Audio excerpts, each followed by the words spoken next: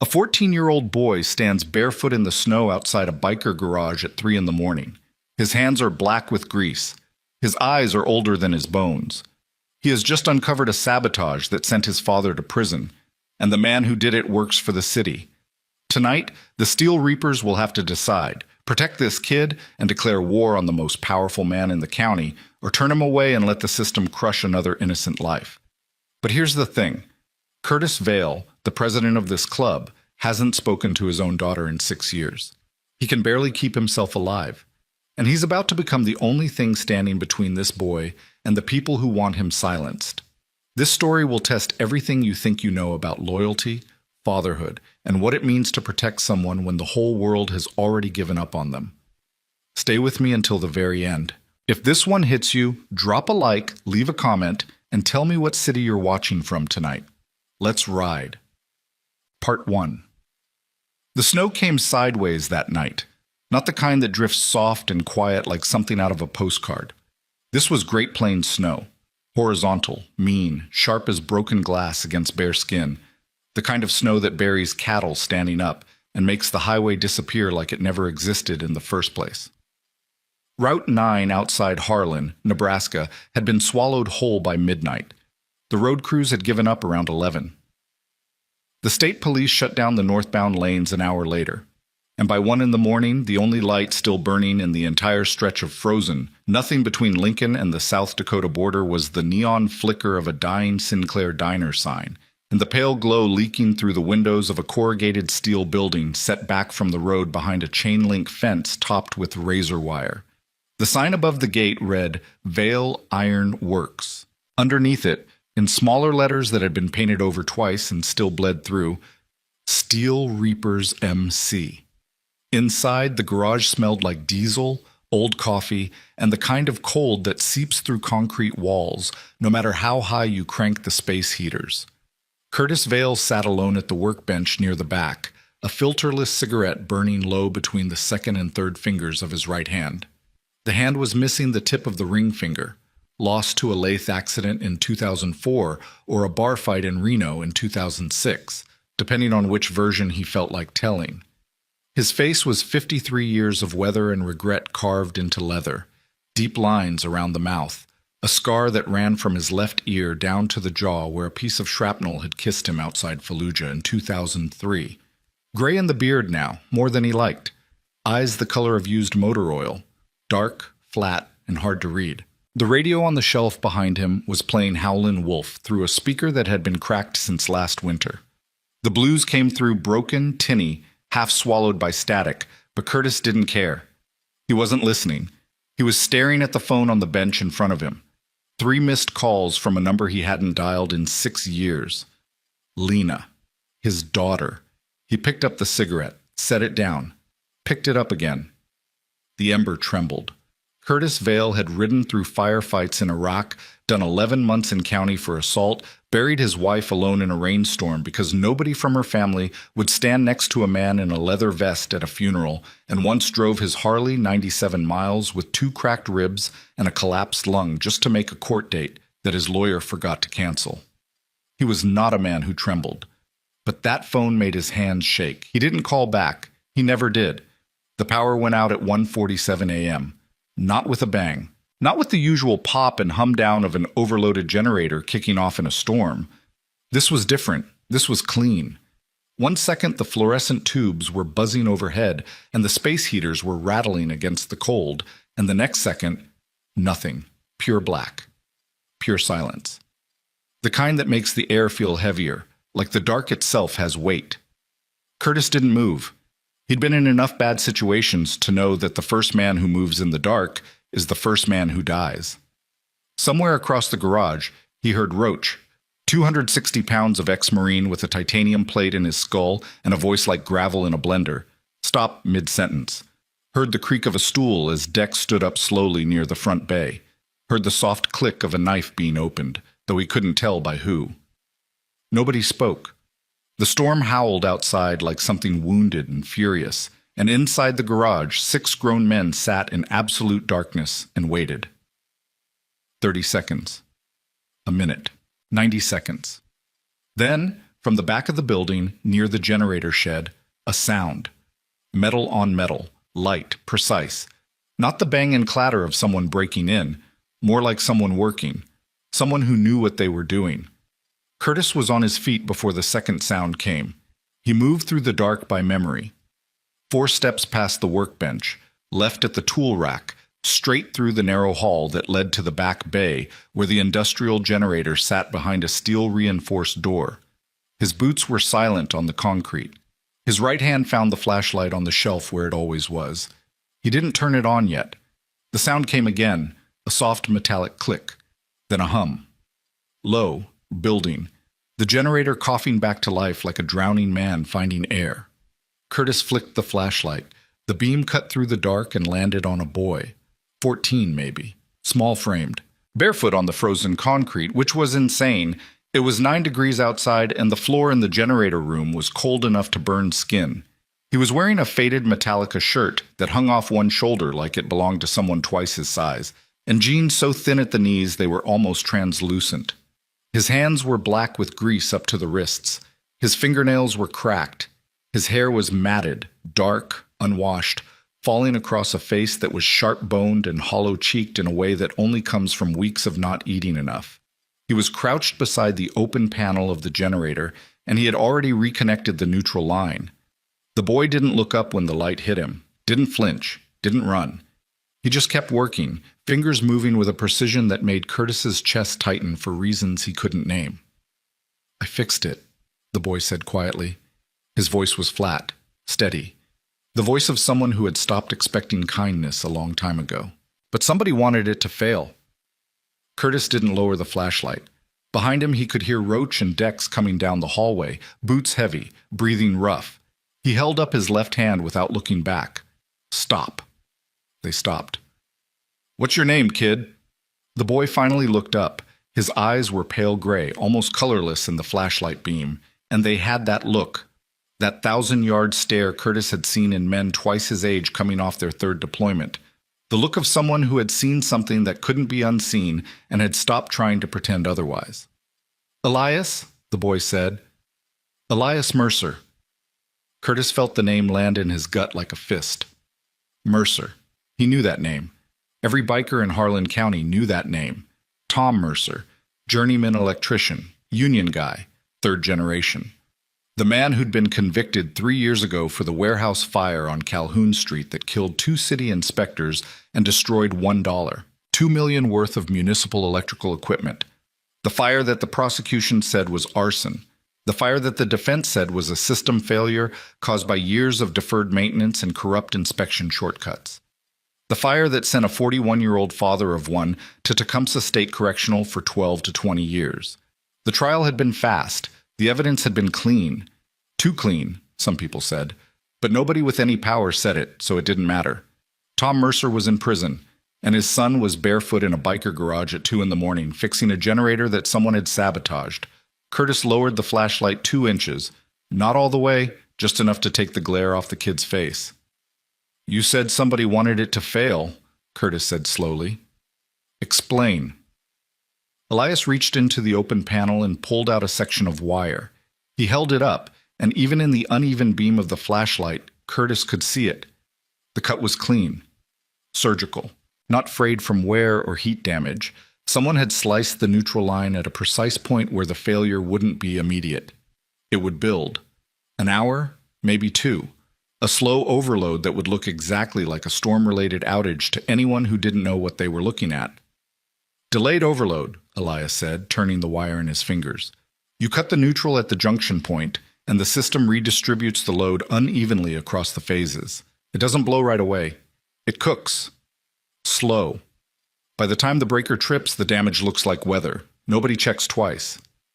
The garage was silent except for the wind and the rebuilt hum of the generator. Roach spoke first from the dark hallway behind Curtis. "How old are you?" 14. "How the hell do you know all that?" Elias set the wire down on the concrete. He wiped his hands on his jeans slowly, carefully, like the grease was something he was used to carrying. "Because it's the same method they used on Calhoun Street," he said. "The same exact one. Cut neutral. Delayed overload. Clean failure." He looked at Curtis again. And this time there was something behind those pale eyes. Not fear, not anger, but something older than both. Something that had been sitting in this kid's chest for 3 years, rotting, waiting. It's how they framed my dad. Nobody moved. The wind screamed against the metal walls of the garage. Curtis Vale had spent 20 years telling himself he wasn't a man who got involved. He paid his taxes when he remembered. He kept the club clean. No hard drugs, no trafficking, nothing that brought federal heat. He ran the ironworks shop legitimate mostly. He helped vets when he could, which wasn't often enough. He voted in local elections, but not national ones, because he'd stopped believing the big machine could be moved by men like him. He had his rules, his lines, his small careful life inside a chain-link fence with razor wire on top. And now a barefoot kid was standing in his generator room telling him that the same sabotage pattern that destroyed a man's life 3 years ago had just been used on his garage tonight. Which meant someone was watching. Which meant someone knew the boy was here. Which meant this was already bigger than a broken generator. Curtis turned to Roach, locked the gate. Nobody in or out until morning. Roach didn't ask why. He just moved. 260 pounds of ex-Marine disappearing down the dark hallway with a purpose that made the floor vibrate. Curtis looked at Dex. Get the kid something to eat. Boots, too, if we've got any that'll fit. Dex, tall, quiet, a recovering addict with steady hands and sad eyes who'd been sober for 11 months and counting, nodded once and headed toward the kitchen without a word. Curtis looked back at Elias. The boy was shaking. Not from cold, though the cold was savage enough. He was shaking the way people shake when they've been holding something inside for so long that the muscles have forgotten how to relax. A fine, constant tremor running through his shoulders and down into his grease-black fingers. "How long you been out there?" Curtis asked. "Since yesterday." "Yesterday, in this storm. I walked from the group home on Pratt." Curtis did the math. The Pratt Street group home was 11 miles from the garage. 11 miles in sub-zero wind with no shoes in a blizzard. He wanted to ask why. He wanted to ask how. He wanted to ask what kind of system lets a 14-year-old boy walk 11 miles barefoot through a storm and nobody picks up a phone. But he already knew the answer to all of those questions, and the answer was the same one it had always been. The system doesn't care. The system was never designed to care. It was designed to process, to file, to move bodies from one box to another and call it care because the paperwork said so. "Why here?" Curtis asked instead. Elias met his eyes. "Because my dad said if anything ever went wrong, really wrong, I should find the Steel Reapers."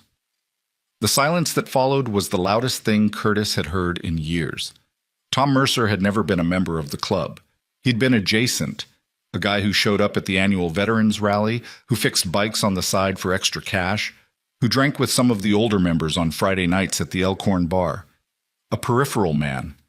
Quiet. Dependable. The kind of man who showed up when he said he would and never asked for anything in return. Curtis had liked him. Not close friend liked him, but respected him the way you respect a man who works hard and doesn't complain and looks you in the eye when he talks. He'd heard about the arrest, heard about the trial, thought it smelled wrong but didn't dig because digging meant trouble and trouble meant heat, and heat meant risk to the club, and the club always came first. That's what he told himself. Standing in the generator room at 2 a.m, looking at Tom Mercer's barefoot son, the excuse felt thinner than paper. "All right," Curtis said. He didn't say it loud. He didn't say it with conviction. He said it the way a man says a word when he knows it's going to cost him everything and he's too tired to pretend otherwise. "All right, come inside." He turned and walked back toward the main garage. He didn't check to see if Elias followed. He knew the kid would. That was the thing about people who had run out of options. They didn't hesitate when someone finally opened a door. They just walked through it and prayed the floor on the other side was solid. The main room of the garage was coming back to life slowly. The overhead fluorescents flickered on one by one, each one buzzing and popping like they resented being woken up. The space heaters coughed back into their rattling hum. Roach was at the front gate, visible through the grease-smeared window, his massive frame silhouetted against the snow. Dex was in the kitchen. Curtis could hear a can opener in the microwave. 2 other members, Stitch and Harlow, were emerging from the back rooms where they'd been sleeping, rubbing their eyes, pulling on boots, reading the room with the practiced alertness of men who had learned a long time ago that midnight disruptions were rarely good news. Curtis pointed to a chair near the workbench. "Sit." Elias sat. He held his hands in his lap. They were still shaking. Dex came out of the kitchen with a bowl of canned soup and a pair of work boots that were at least 2 sizes too big, but had wool liners and intact soles. Elias looked at the soup like he'd forgotten what hot food looked like. He picked up the spoon carefully, as if it might be taken away. Nobody spoke while the boy ate. That was a rule that didn't need stating. You don't talk to a starving person while they're eating. You let them have that. Curtis lit another cigarette and leaned against the workbench. His phone buzzed in his pocket.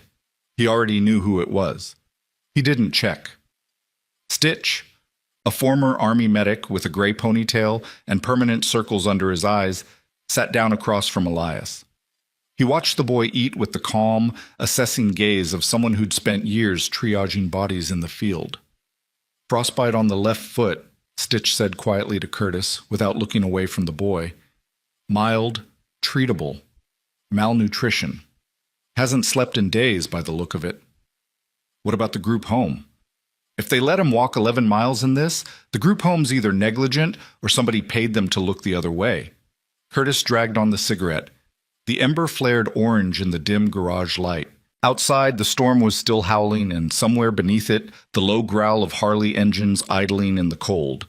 Roach had started the bikes near the gate, the exhaust cutting warm clouds into the freezing air. A habit from the old days when they used the engine heat to keep the pipes from cracking in deep winter. "Kid," Curtis said after Elias had finished the soup and set the bowl down with both hands wrapped around it like he was holding on to something precious. "I need you to tell me everything." Elias looked at him. Those pale gray eyes steady now, the shaking in his hands gone or buried deep enough to hide. "Everything?" "Everything." Elias reached into the back pocket of his jeans and pulled out a folded sheet of paper. He unfolded it slowly, carefully, like it was the most valuable thing he owned, which it probably was. It was a hand-drawn electrical diagram. Not a kid's scribble, not a rough sketch. This was precise, clean lines, proper symbols, labeled junction points, load calculations written in a tight, cramped hand that was barely legible but technically accurate. Curtis had been around enough electricians and mechanics in his life to know the difference between someone who understood systems and someone who was faking it. This kid understood systems. "My dad drew these before the trial," Elias said. "He sent them to his lawyer. The lawyer never submitted them as evidence." He laid the diagram flat on the workbench under the fluorescent light. "This is the Calhoun Street warehouse circuit. See here." He pointed to a junction point near the top of the diagram. "Neutral line. Cut here, the load redistributes. Phase 1 takes 60%. Phase 2 takes 40%. The imbalance builds heat in the transformer. Slow, 6 hours, maybe 8. Then it trips, and the arc flash ignites whatever's closest." He looked up at Curtis. "That's not arson. That's sabotage. And it's the exact same thing that was done to your generator tonight." Stitch leaned forward. "Same method. Same method, same cut point, same timing principle." Harlow, a thick-necked man with a shaved head and a voice like rusted steel, spoke from the doorway where he'd been standing with his arms crossed. "Who'd sabotage our generator?" Elias didn't answer immediately. He folded the diagram carefully and held it in his lap. "The same person who sabotaged the warehouse," he said finally. "The same person who testified against my dad at trial. The same person who made sure the lawyer never filed those diagrams as evidence." Curtis's cigarette had burned down to the filter. He didn't notice. "Who?" he asked, though some part of him already knew the answer the way you know a storm is coming before the clouds arrive. Elias looked at him. "Dalton Rusk." The name hit the room like a dropped engine block. Every man in the garage knew that name. Dalton Rusk had been a Steel Reaper once, 20 years ago, before Curtis was president, back when the club was rougher and looser, and the line between outlaw and criminal was thinner than a razor's edge. Rusk had ridden with the club for 3 years before he got smart, got clean, and got out. Went straight, got a degree in urban planning, climbed the city ladder with the kind of steady, patient ambition that made people forget where he came from. Now he was Harlan County's infrastructure officer. The man who signed off on building permits, electrical inspections, road contracts. The man who decided which projects got funded and which ones didn't. The man who, 3 years ago, had sat in a courtroom and testified that Tom Mercer had been seen near the Calhoun Street warehouse the night of the fire and had expressed frustration with city inspection protocols. That testimony had been the nail in the coffin. And now his son was sitting in the Steel Reaper's garage saying Rusk was behind all of it. Curtis crushed the dead cigarette in the ashtray and looked at Elias for a long time. The boy held his gaze without flinching. 14 years old, and he had the stillness of a man who had already fought his worst battle and lost, and was now just waiting to see if the world would give him one more chance to fight again. "You got proof?" Curtis asked. "I have the diagrams, I have the pattern, and I have something else." "What?" Elias reached into his other pocket and pulled out a small battered USB drive. 3 weeks ago, I broke into the county records office on 4th Street. The window in the basement bathroom doesn't lock. I copied everything I could find on the Calhoun Street project. He set the USB drive on the workbench next to the diagram. Inspection reports, contract amendments, payment records. There's a company called Gray Line Solutions that received $340,000 for electrical consulting on that project. Gray Line Solutions doesn't exist. No office, no employees, no tax returns, just a P.O. box and a bank account that traces back to a trust registered to Dalton Rusk's ex-wife. The wind outside shifted. The garage walls groaned. Curtis stared at the USB drive, then at the diagram, then at the boy. "You're 14, he said. "Yes, sir." "You broke into a government building." "Yes, sir." "And you walked 11 miles through a blizzard to bring this to a motorcycle club." Elias's jaw tightened. Something flickered behind those pale eyes. Not defiance, but something closer to desperation dressed up in composure. "I tried other people first," he said quietly. "I went to my dad's old lawyer. He told me the case was closed and to stop calling. I went to the newspaper. They said they couldn't print accusations against a city official without corroboration. I went to the police." He paused. "They called the group home. The group home called Dalton Rusk's office because Rusk sits on the county child welfare board." Curtis closed his eyes. 24 hours later, someone broke into my room at the group home. They took my laptop, my notebooks, everything I had. They left the window open so it looked like I ran away." Elias's voice didn't waver. "I did run away because I figured out they weren't trying to steal my evidence. They were trying to find out how much I knew and who I'd talked to." The garage was dead silent except for the hum of the generator and the moan of the wind. "So I came here," Elias said, "because my dad said you were the only people in this town who wouldn't sell him out." He looked at Curtis with those old, colorless eyes. Was he wrong? Curtis felt every year of his life settle into his bones like cold water filling a crack in concrete. He looked at the men in the room, Roach at the gate, Dex by the kitchen, Stitch with his medic's eyes and his quiet calculations, Harlow in the doorway with his arms still crossed and his jaw working like he was chewing on something he couldn't swallow. These men. His men. Broken in ways the world would never understand and strong in ways the world would never acknowledge.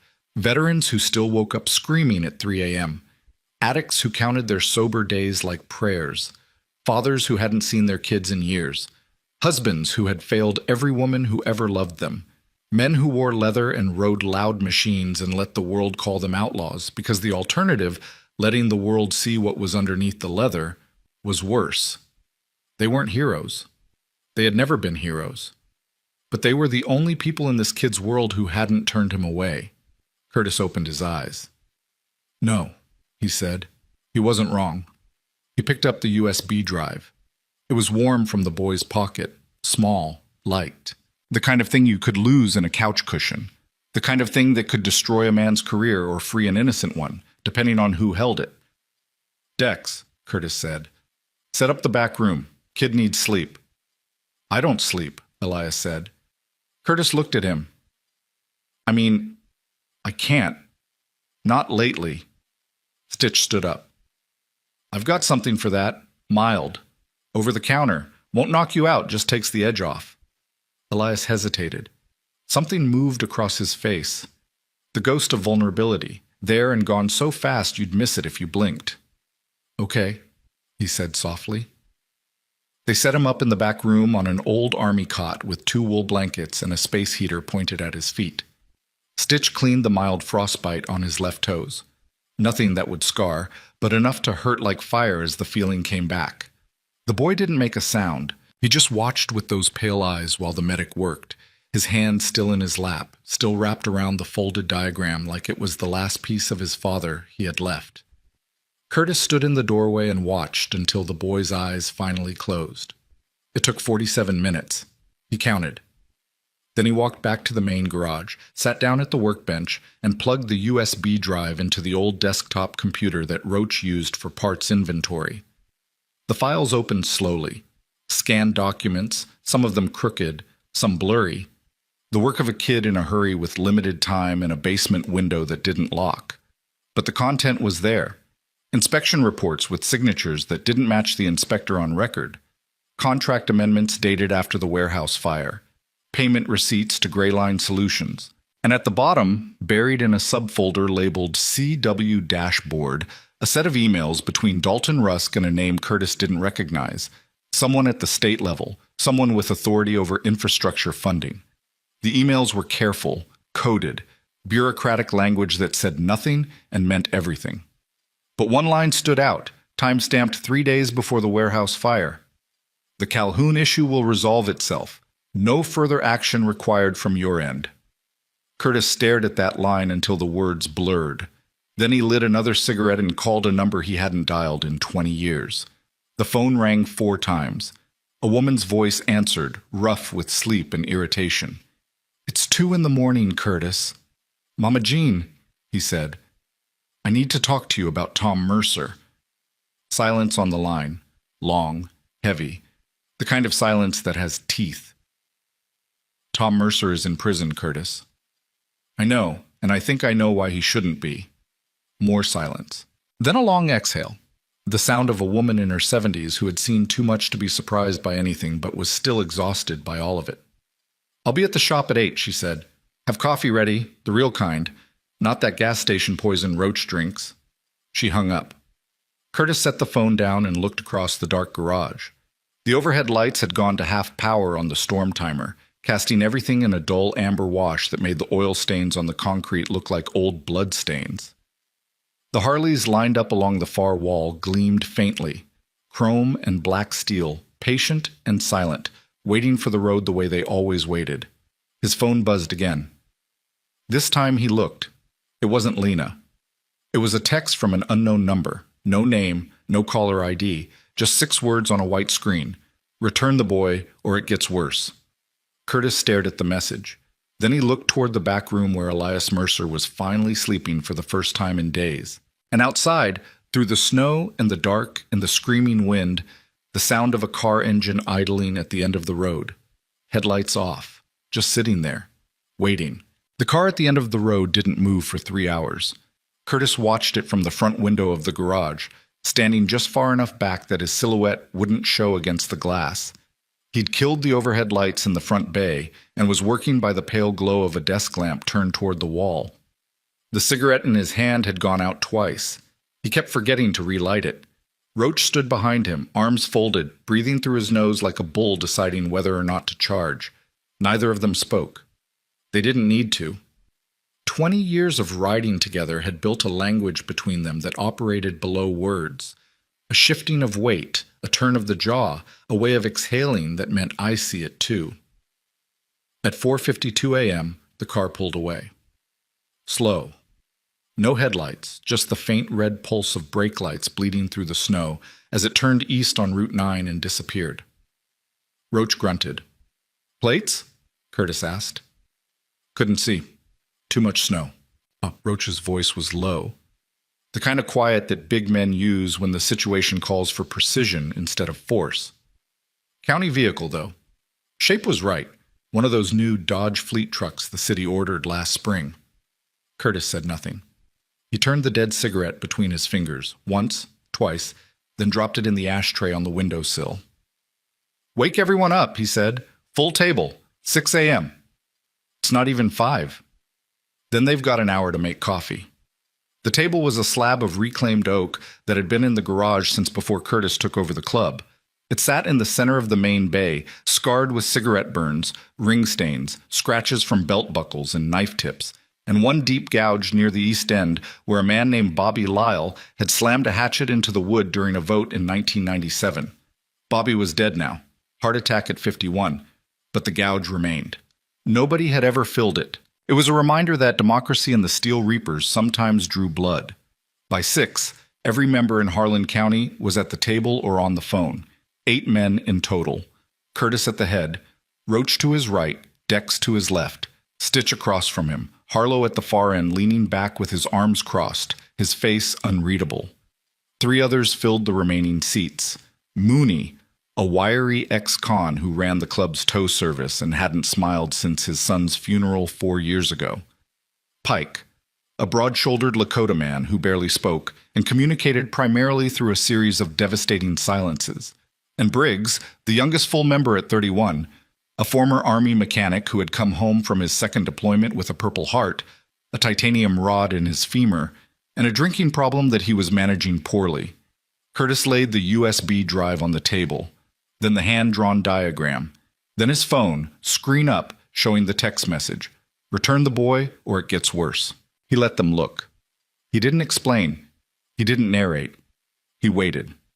Stitch picked up the diagram first, studied it, passed it to Mooney. Mooney held it at arm's length. His reading glasses were in his truck and he'd die before admitting he needed them, squinted, and passed it to Pike.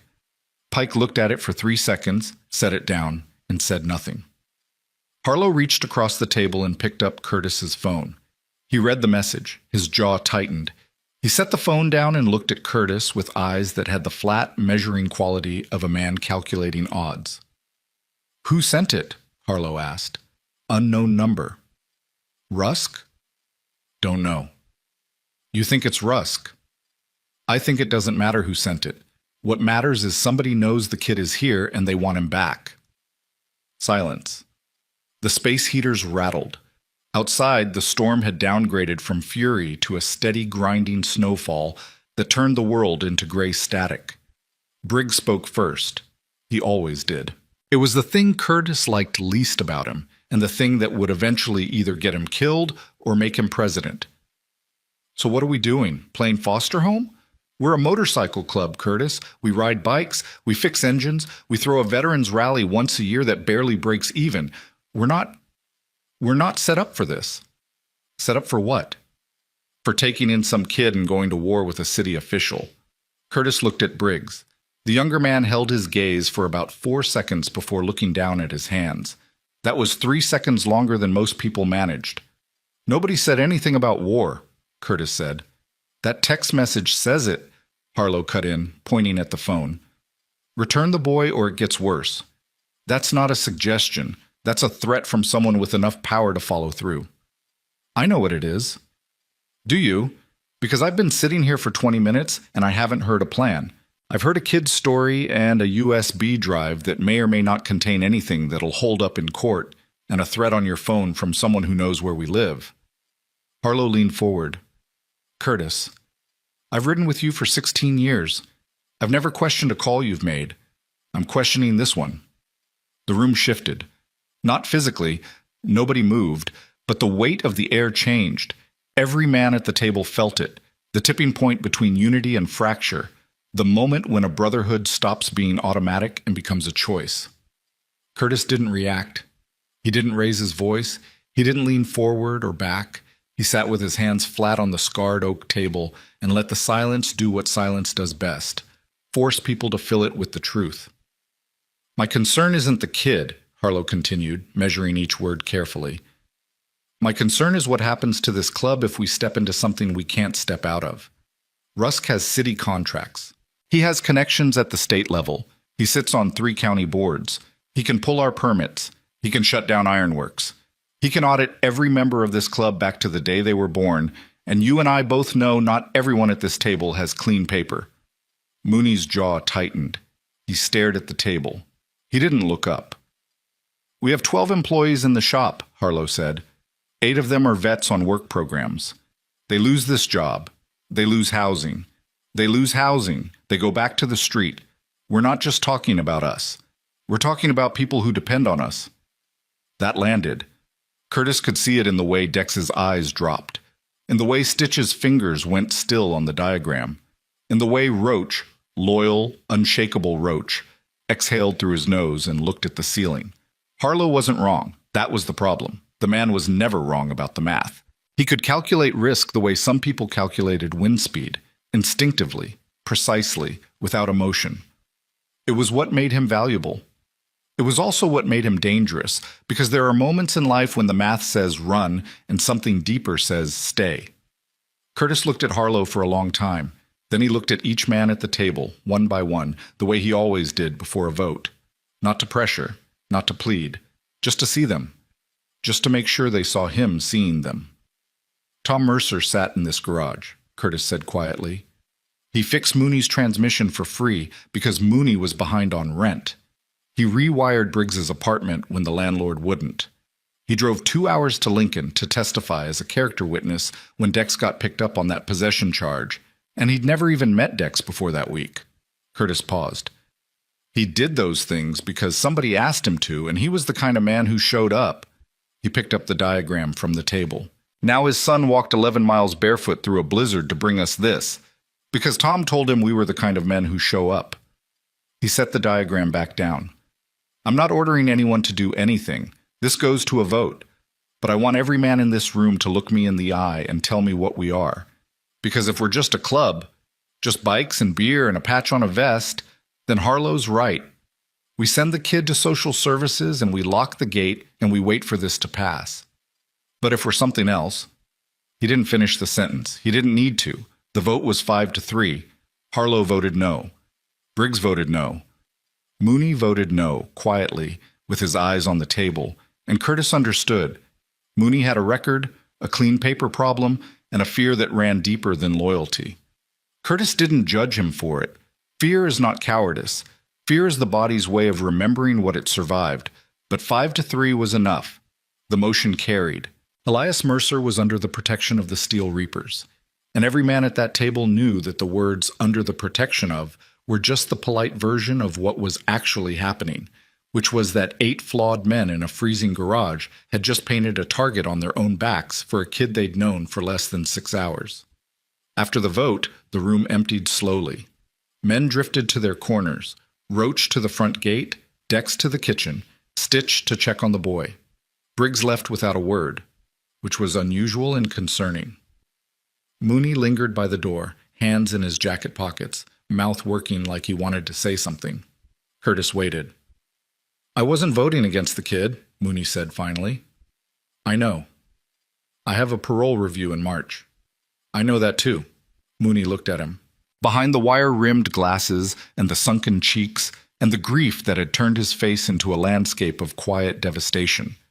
Since his boy's funeral, there was something fragile, something that wanted permission. If this goes sideways and they start pulling records, if it goes sideways, I'll take the weight, all of it. Your name stays out. Mooney stared at him, then nodded once, sharply, like a man accepting a deal he doesn't fully trust but needs to believe in. He turned and walked out into the snow. Curtis stood alone at the table. The garage was cold. The overhead lights buzzed. The wind had shifted again, coming from the north now, driving the snow in horizontal sheets that piled against the windows like something trying to get inside. His phone buzzed. He looked. It was Lena. Not a call this time. A text. I know about the Mercer kid. I know about Rusk. We need to talk. Don't ignore me again. Curtis read the message 3 times. His daughter's voice was in every word. Sharp, impatient, wounded in ways she'd never admit, and furious in ways she couldn't hide. Lena Vale was 27 years old, a self-taught systems analyst who worked contract cybersecurity jobs from a studio apartment in Omaha and hadn't spoken to her father face-to-face since her mother's funeral 6 years ago. She had her mother's intelligence and her father's stubbornness, which meant she was brilliant and impossible, and the only person on earth who could make Curtis Vale feel like a failure just by existing. He hadn't been there when it mattered. That was the simple version. The complicated version involved a deployment, a relapse, A marriage that was already cracking before he shipped out and shattered completely by the time he came home to find his wife sick and his daughter raising herself in a house that smelled like hospital disinfectant and silence. He'd chosen the club over his family. No, that wasn't honest. He'd chosen the club because he didn't know how to be in the same room as his dying wife without falling apart, and the club was the only place where falling apart wasn't an option. The club needed him functional. His family needed him present. He could do one but not both, and he chose the one that didn't require him to feel. By the time Sarah died, Lena had already stopped calling him Dad.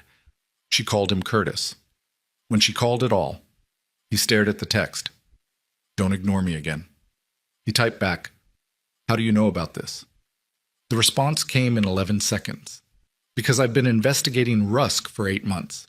Because I hacked the county record system in March and found the same shell company the kid found.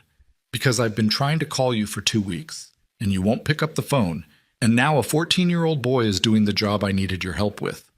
Curtis's hands went still on the phone. 8 months. His daughter had been investigating Dalton Rusk for 8 months. She'd found Gray Line Solutions. She'd found the shell company. She'd been trying to reach him. 3 missed calls, the ones he'd ignored last night, not out of some sudden desire for reconciliation, but because she needed the Steel Reapers and was too proud or too wounded to say it directly. And he'd ignored every call, because he was afraid of his own daughter's voice. He sat down heavily in the chair at the head of the table. The oak creaked beneath him. He looked at the USB drive, still sitting where he'd left it. Then at his phone. Then at the hallway that led to the back room where Elias Mercer was sleeping on an army cot with borrowed boots beside the bed and a hand-drawn diagram under his pillow. 2 broken children, both carrying evidence against the same man, both trying to bring it to the Steel Reapers, both ignored or turned away by every institution that was supposed to protect them. And in the middle, Curtis Vale, a man who couldn't even protect his own daughter from the damage of his absence. He typed back, "Come to the garage. Bring everything you have." Then he set the phone down and went to find more coffee, because the day was about to get very long, and the weight in his chest was the kind that caffeine couldn't fix, but silence would make worse. Lena arrived at 11:40 a.m. She drove a gray Honda Civic with a cracked windshield and Nebraska plates that were 2 months expired. She parked by the front gate, got out without hesitation, and walked through the snow toward the garage door with a laptop bag over one shoulder and a face that could have been carved from the same stone as her father's. Same jaw, same dark eyes, same way of holding her mouth when she was angry, which, based on Curtis's experience, was most of the time. She was thin in a way that suggested she forgot to eat, not that she couldn't afford to. Her hair was dark, cut short, practical. She wore a black canvas jacket that wasn't warm enough for the weather and boots that had seen better years. No jewelry, no makeup, no softness anywhere in her posture. She stopped 6 feet from Curtis, who was standing in the open bay door with his hands in his vest pockets. They looked at each other. 6 years compressed into a silence that tasted like rust and regret.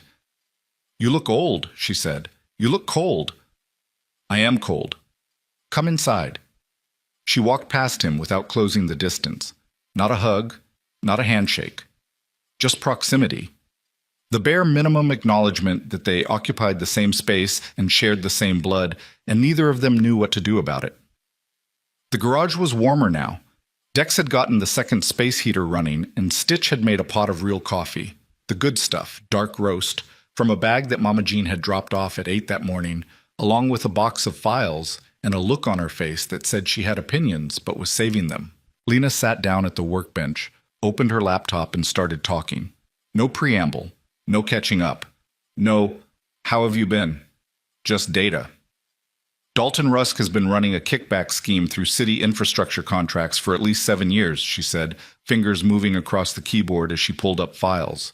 Gray Line Solutions is the primary vehicle. Shell company, registered in Delaware, P.O. box in Omaha, bank account at a regional credit union in Grand Island. Total disbursements since 2019, $2.3 million. Stitch whistled low from the other side of the room. He uses city contracts as the funnel. Real projects, road work, electrical upgrades, building inspections, but with inflated budgets. The overages get routed through Gray Line as consulting fees. On paper, it looks like standard government contracting. In practice, it's embezzlement. She turned the laptop to face Curtis. The screen showed a web of connections. Names, dates, dollar amounts, linked by lines that Curtis didn't fully understand but could feel the weight of. The Calhoun Street warehouse fire wasn't an accident, and it wasn't arson, Lena continued. It was a controlled failure designed to destroy records. The warehouse was being used as a storage facility for infrastructure project files, paper records, pre-digital. Some of those records contained the original contracts that would have shown the discrepancies. Rusk needed them gone. And Tom Mercer? Curtis asked. Convenient. A union electrician who'd filed complaints about inspection shortcuts on 3 separate projects. He was already making noise. After the fire, Rusk testified that Mercer had been on site and had expressed frustration.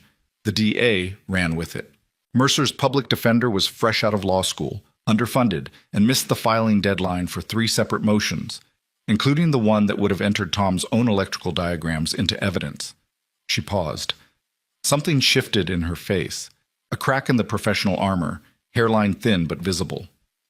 The public defender's name was Kevin Brandt. He left public defense 6 months after the trial. He now works for a private firm in Omaha that does contract law for municipal governments. She looked at Curtis. One of their clients is Harlan County. Curtis felt the pattern tightening like a noose. Every thread connected. Every coincidence wasn't. There's more, Lena said. And this is the part that made me start calling you. She pulled up another file. 3 weeks ago, the county board voted to fast-track a new infrastructure project, a $4.8 million electrical grid upgrade for the Harlan Industrial Corridor. The project manager listed on the bid documents is Grayline Solutions. The county official who signed off on the contract is Dalton Rusk, and the project timeline requires demolition of 4 existing structures in the corridor, one of which... She turned the screen toward Curtis again.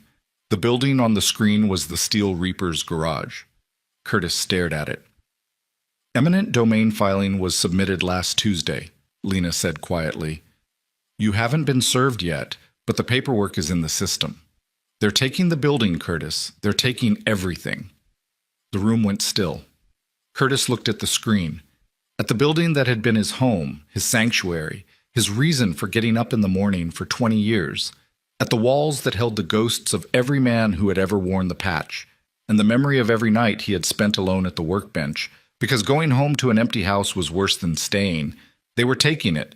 Rusk was taking it. And he'd been sending threatening texts about a boy because the boy had found the same thread that could unravel everything. Harlow appeared in the doorway. He'd been listening. Curtis didn't know for how long. Still think this isn't a war? Harlow asked. Curtis didn't answer. He looked at Lena, at the laptop, at the web of connections on the screen, then down the hallway toward the back room. Elias was standing there, barefoot again, the borrowed boots left beside the cot. He was holding his diagram against his chest with both hands, and his eyes, those pale, ancient, unblinking eyes, were moving between Curtis and Lena and the laptop screen with the quick, pattern-seeking precision of a mind that couldn't read words properly, but could disassemble a system just by looking at it. The grid upgrade, Elias said quietly. It's the same design flaw, scaled up. Lena turned to look at him. Something crossed her face. Recognition, maybe. The look of one pattern reader seeing another. What do you mean? She asked. The Calhoun method. Cut neutral. Delayed overload. If you build that flaw into the new grid at the junction level, you can trigger a cascade failure anytime you want. Shut down power to the whole corridor. Blame the weather. Blame the equipment. Nobody checks twice. Lena stared at him, then back at her laptop. Her fingers flew across the keys. He's right, she said after 30 seconds. The grid design in the bid documents, it's not just overpriced. It's structurally compromised. If this gets built as specified, Rusk would have a kill switch for the entire industrial district's power supply. The implication sank through the room like cold water through cracked concrete. This wasn't just embezzlement. This wasn't just framing an innocent man. This was infrastructure as a weapon. Control the grid. Control the corridor. Control the corridor. Control the contracts, the businesses, the jobs, the permits. The entire economic lifeline of a town that was already dying. Dalton Rusk wasn't just stealing money. He was building a machine that would make him untouchable. And the only people who saw it were a 14-year-old boy who couldn't read, a 27-year-old hacker who hadn't spoken to her father in 6 years, and a room full of broken bikers in a garage that was already slated for demolition. Curtis stood up slowly. The chair scraped against the concrete. The sound cut through the silence like a blade. He looked at Harlow. He looked at Roach. He looked at Lena, who was watching him with the same expression she'd had at her mother's funeral, angry and waiting and desperate for him to do something that proved he was still worth believing in. He looked at Elias, who wasn't waiting for anything at all, who had stopped waiting a long time ago and was just standing there, barefoot, holding a dead man's diagram against his chest, ready to keep going whether anyone came with him or not. Curtis picked up his phone from the table. He opened the text from the unknown number. "Return the boy, or it gets worse." He typed 2 words and hit send. "Come try." Then he turned the phone off, set it face down on the table, and looked at the room. "We're going to need every piece of evidence we have on hard copy, printed, backed up, stored in 3 different locations." He looked at Lena. "Can you do that?" "Already started.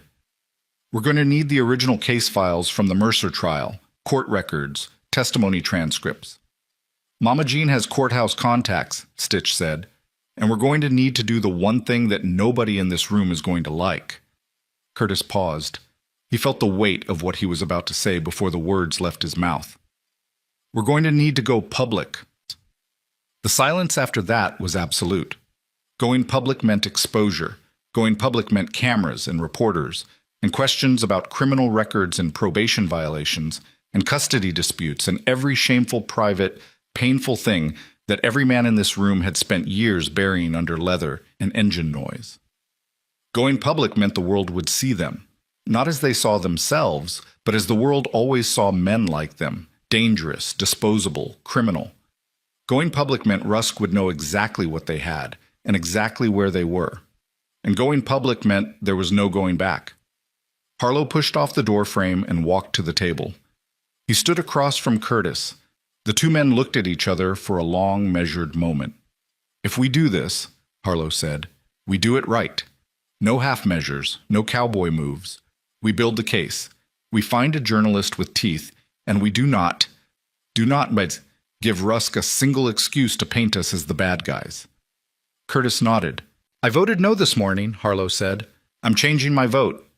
He extended his hand across the scarred oak table. Curtis took it.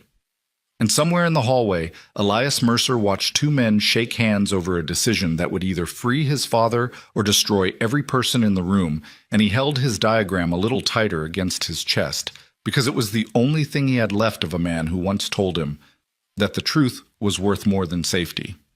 And tonight, for the first time in 3 years, someone was finally acting like they believed it. Outside, the snow kept falling. The Harleys sat silent in the cold. And in a city office 14 miles away, a phone lit up with a 2-word message that Dalton Rusk read 3 times before setting it down on his desk with hands that were not quite steady. "Come try." He picked up his desk phone and dialed a number. "We have a problem," he said. "The Reapers aren't backing down. Activate the permits, all of them. And call the county sheriff. I want that garage inspected by morning." He hung up. Then he opened his bottom drawer, pulled out a file labeled Mercer, T, Contingency, and began to read. The county sheriff arrived at 7:14 a.m. Not with sirens, not with lights. Just 2 unmarked SUVs pulling through the front gate that Roach had unlocked 10 minutes earlier for a parts delivery that never showed up. The first vehicle parked sideways across the entrance.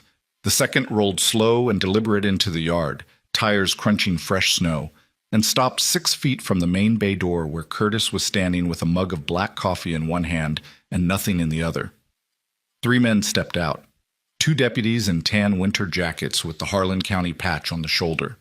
And Sheriff Gene Caldwell, a tall, thin man with a gray mustache and the permanent squint of someone who spent his entire career looking at things he'd rather not see and deciding how much of the truth he could afford. Curtis knew Gene. Everyone in Harlan knew Gene. He'd been sheriff for 14 years, which in a small county meant he'd arrested half the population and gone fishing with the other half. He wasn't corrupt exactly. He was something worse. He was practical. He did what kept the machine running, and if the machine occasionally ground up an innocent man, well, that was the cost of keeping the gears turning. Gene stopped 5 feet from Curtis. His breath came out in white plumes that hung in the frozen air like punctuation marks. "Morning, Curtis." "Gene, got a complaint filed. Code enforcement. Says this building's operating as a residential facility without proper zoning permits." He pulled a folded paper from inside his jacket. "Also got a fire safety inspection order. Also got a report from Child Protective Services that a minor in state custody may be on these premises without authorization." Curtis sipped his coffee. It was lukewarm and bitter and perfect. "That's a lot of paper for 7 in the morning," he said. "It is." "Who filed the complaints?" Gene's mustache twitched. It was the closest thing to discomfort his face ever showed. "County Infrastructure Office." "Rusk, I didn't say that." "You didn't need to." The 2 deputies had positioned themselves on either side of the bay door. Not aggressive, just present. The kind of positioning that says we're here to watch, and also we can escalate whenever we want. Curtis noted the body cameras on their chests, both recording, red light steady. "I need to come inside, Curtis." "You got a warrant?" "Don't need one for a code enforcement inspection. You know that." Curtis did know that. He also knew that a code enforcement inspection could turn into a criminal search the moment an officer claimed to see something in plain view that suggested illegal activity. A weapon left on a counter, a controlled substance in a medicine cabinet, a minor without documentation. Anything. He looked at Gene. Gene looked back. Gene, 2 men who had known each other for decades, standing 5 feet apart in the snow, having a conversation that was really about something neither of them would say out loud. "There's a boy inside," Curtis said. "He's 14. He walked here through the storm 2 nights ago. He was barefoot. He had frostbite. He hadn't eaten in 2 days. The group home he came from didn't report him missing for 36 hours. Gene's jaw tightened. Just slightly. Just enough. "That boy is in state custody, Curtis. You're not his guardian. You're not his family. Legally, you're harboring a runaway minor." Legally, the state lost track of a child in a blizzard and didn't notice for a day and a half. That's not your problem to solve. Somebody has to. Gene exhaled. The plume of breath hung between them, then dissolved.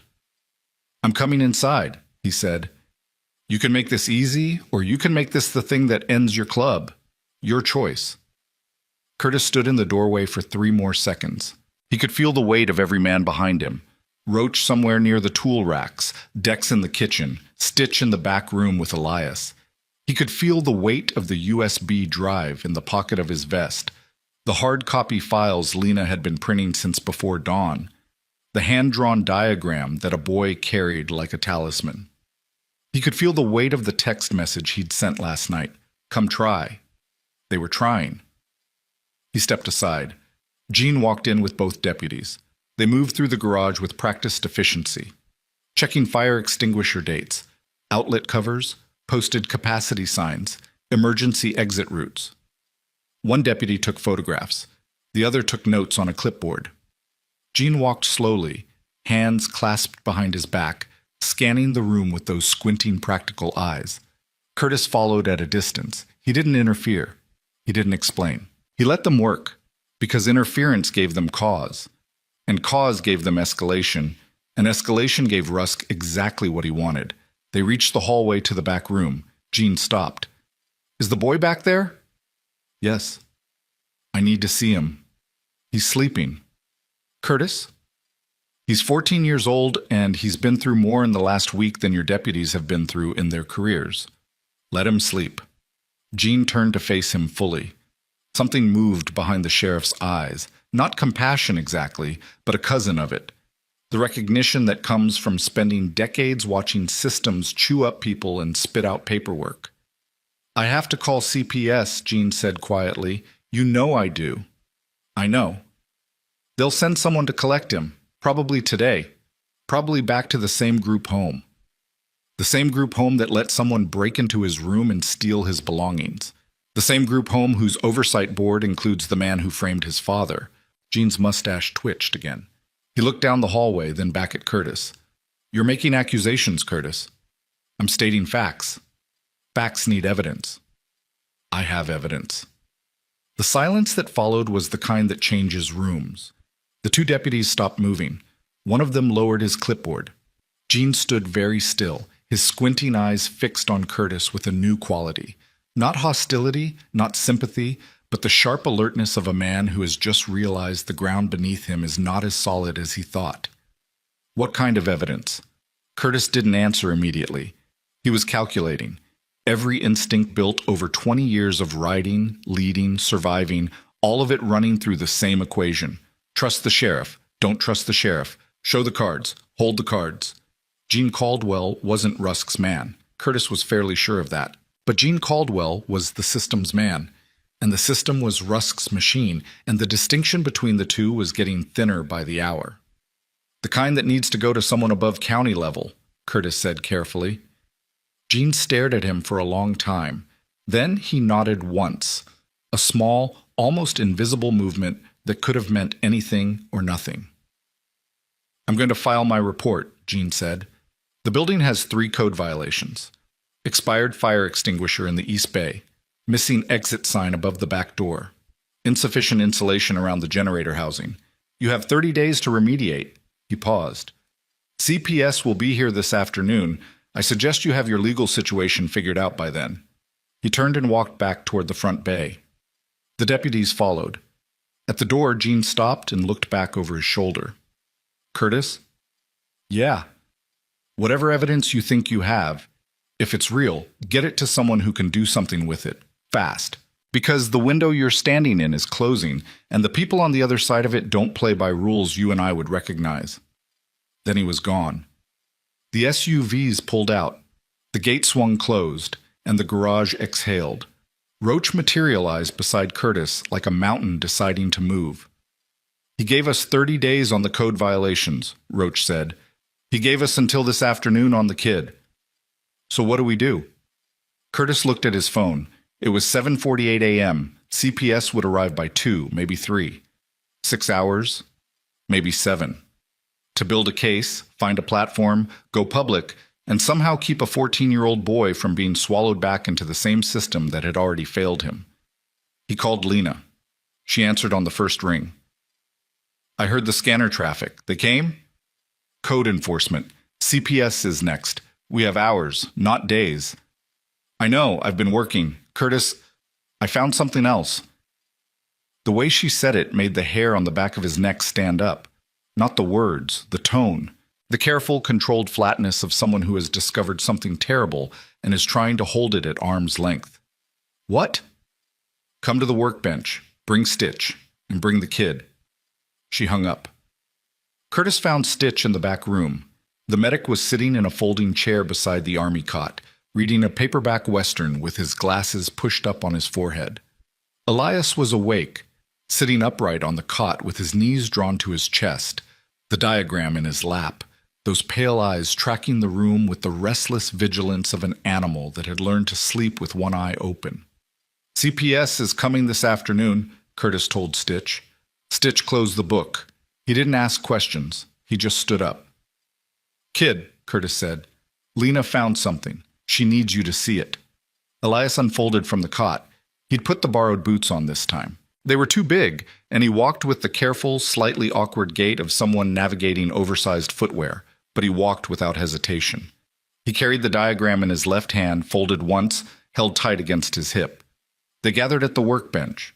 Lena was there, laptop open, 2 printed stacks of paper beside her, and a look on her face that Curtis hadn't seen since the day she told him she was moving to Omaha and not coming back. Sit down, she said, not to her father, to Elias. The boy sat on the metal stool beside the bench. Lena turned the laptop toward him. I've been going through the county board meeting minutes from the last 3 years, she said. Specifically the Child Welfare Board. Rusk sits on it. He was appointed in 2021. Since his appointment, there have been 19 complaints filed about conditions at 3 group homes in Harlan County. 17 of those complaints were dismissed at the board level. The other 2 resulted in investigations that were closed without action. She pulled up a document, a table of names and dates. The group home on Pratt Street where you were placed, It's operated by a company called Cornerstone Youth Services. Cornerstone is a private contractor. They receive $127 per day per child from the state. They currently house 14 minors. Their last inspection was 11 months ago. The inspector who signed off was, let me guess, Curtis said, the same inspector who signed the Calhoun Street warehouse reports. A man named Dale Venner. He works for the county under Rusk's department. Stitch leaned against the wall, arms crossed, his face doing something complicated that involved both fury and exhaustion. So Rusk controls the infrastructure contracts, Stitch said slowly. He controls the inspections. He controls the child welfare board that oversees the group homes. And the group home that lost track of Elias is operated by a private company that answers to Rusk's department. Yes. Which means when Elias went to the group home staff for help and they called Rusk's office, they were calling the man who framed his father directly. The room went cold in a way that had nothing to do with the weather.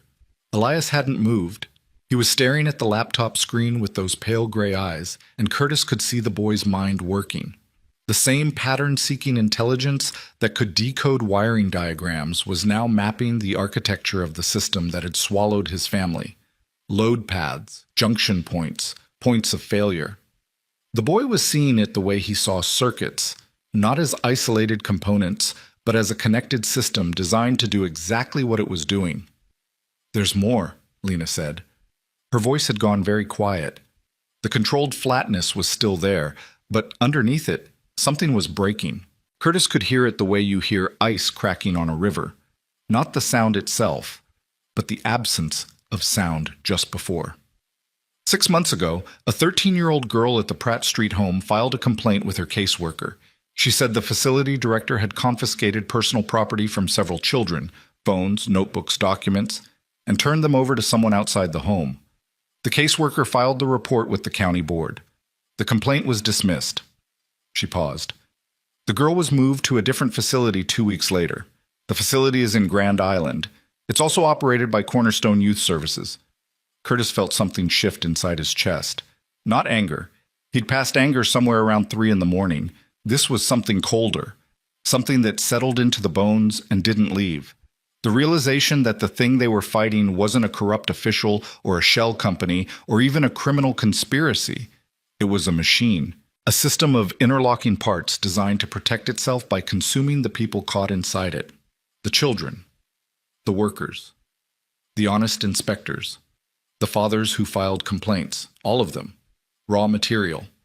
Fuel for a machine that existed for no purpose except to perpetuate its own power. Elias spoke for the first time since sitting down. Her name was Maya, he said softly. She was my friend. Nobody moved.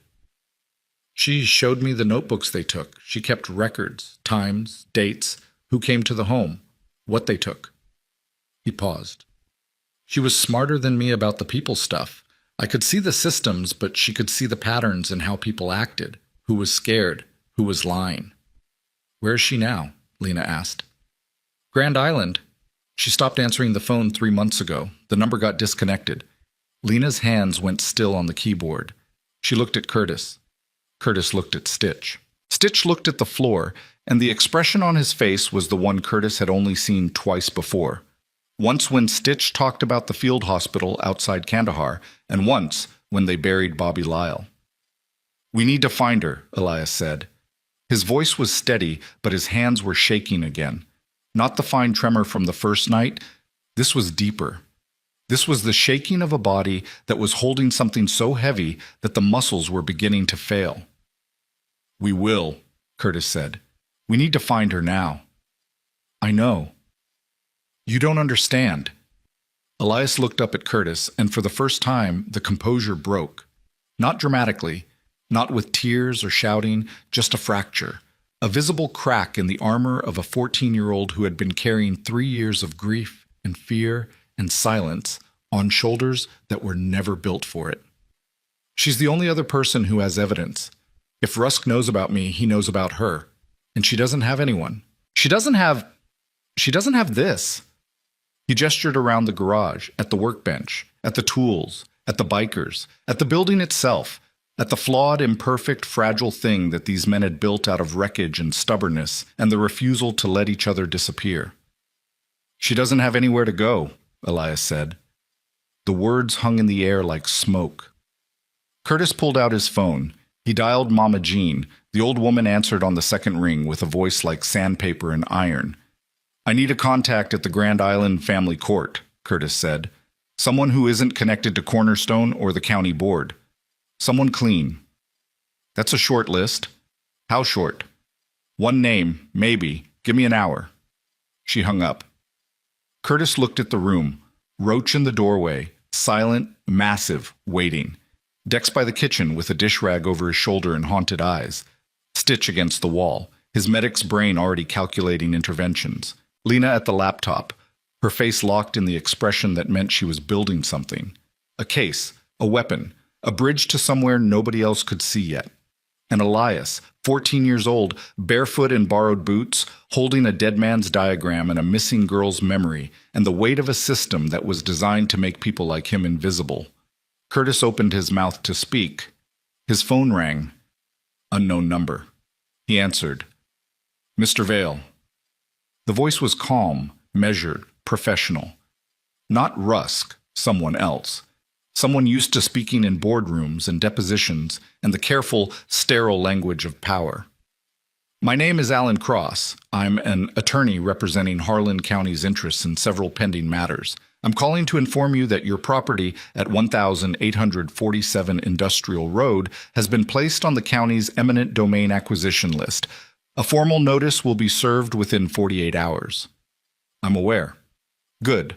Then you're also aware that any attempt to interfere with county business, including the harboring of a minor in state custody, will be treated as a criminal matter. The county has filed for an emergency custody transfer. CPS will arrive at your location no later than 2 p.m. today." Curtis said nothing. He let the silence work. "Mr. Vale, I want to be very clear. The county is prepared to pursue this through every legal channel available. Building code violations, zoning infractions, tax audits, license reviews for every employee of Vale Ironworks, and criminal harboring charges against you personally, which carry up to 18 months in the state correctional facility." "Is that all?" "No." A pause. Deliberate. Theatrical. "The county is also prepared to offer a resolution. If the minor is returned to state custody voluntarily and all materials obtained from county records are surrendered, the code violations will be reduced, the eminent domain timeline will be extended, and no criminal charges will be filed against you or any member of your organization." Curtis looked at Elias. The boy was watching him with those pale eyes. Not pleading, not afraid, just watching. The way you watch the last door in a hallway close, one by one, until there's nowhere left to go. "You're offering me a deal," Curtis said. "I'm offering you a way out. A way out that puts a 14-year-old boy back in the hands of the people who lost him in the first place. A way out that keeps you out of prison and you're building off the demolition list. I suggest you take it seriously." Curtis pulled the phone away from his ear. He looked at it. Then he looked at the room, at the men, at his daughter, at the boy. "Mr. Cross," he said, let me ask you something." "Go ahead." "Does Dalton Rusk know you're making this call?" Silence. 3 seconds. 4. "I represent the county, Mr. Vale, not any individual." "That's not what I asked." More silence, then, "You have until 2 p.m. I strongly recommend you use that time wisely." The line went dead. Curtis set the phone on the workbench. The screen went dark. He stood there for a moment with his hands flat on the scarred oak surface and his head bowed, and every year of his life pulling at him like gravity had gotten personal. Then Lena said, "Curtis?" He looked up. Her face had changed. The controlled flatness was gone. In its place was something raw. Something he recognized because he'd seen it in the mirror every morning for 6 years. The look of someone who has just realized that the thing they've been running from is the same thing they've been running toward. "I found something else," she said, "in the Cornerstone financial records." "What?" She turned the laptop toward him. Cornerstone Youth Services was incorporated in 2018. The registered agent is a company called Mid-Plains Holdings. Mid-Plains Holdings is a subsidiary of a real estate investment trust based in Omaha. She paused. The trust's managing director is listed as Sarah Vale. The name hit Curtis like a bullet. Sarah Vale, his dead wife's name. The room stopped breathing. That's not possible, Curtis said. His voice came out wrong, thick, broken, like the words were being dragged through gravel. Sarah died in 2020. She was sick for 2 years before that. She didn't have business dealings. She was a school teacher. I know, Lena said. Her voice was barely above a whisper. Someone used her name, her social security number, her identity. They incorporated this trust 6 months before she died, when she was already in hospice and couldn't have signed anything. Curtis gripped the edge of the workbench. His knuckles went white. The metal edge bit into his palms, and he didn't feel it. Who? The word came out like a wound. The trust documents were filed by the same firm that represents the county. Alan Cross's firm.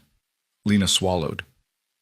And the co-signer on the incorporation papers, the person who witnessed the documents and verified Sarah's identity? She stopped. Her eyes were wet. She blinked once, hard, and the tears didn't fall, but they were there, bright and furious. Was Dalton Rusk?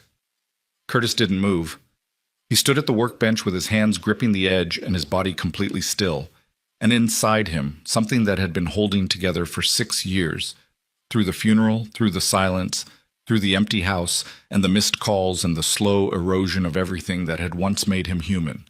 Cracked. Not broke. Not shattered. Cracked. The way a dam cracks before it fails. A single line running through the concrete, invisible from the surface, catastrophic in the structure. They had used his wife. While she was dying. While she was lying in a hospital bed with tubes in her arms and the smell of antiseptic in her hair and the sound of machines counting down the minutes of her life. While Curtis was writing because he couldn't sit in that room and watch her go.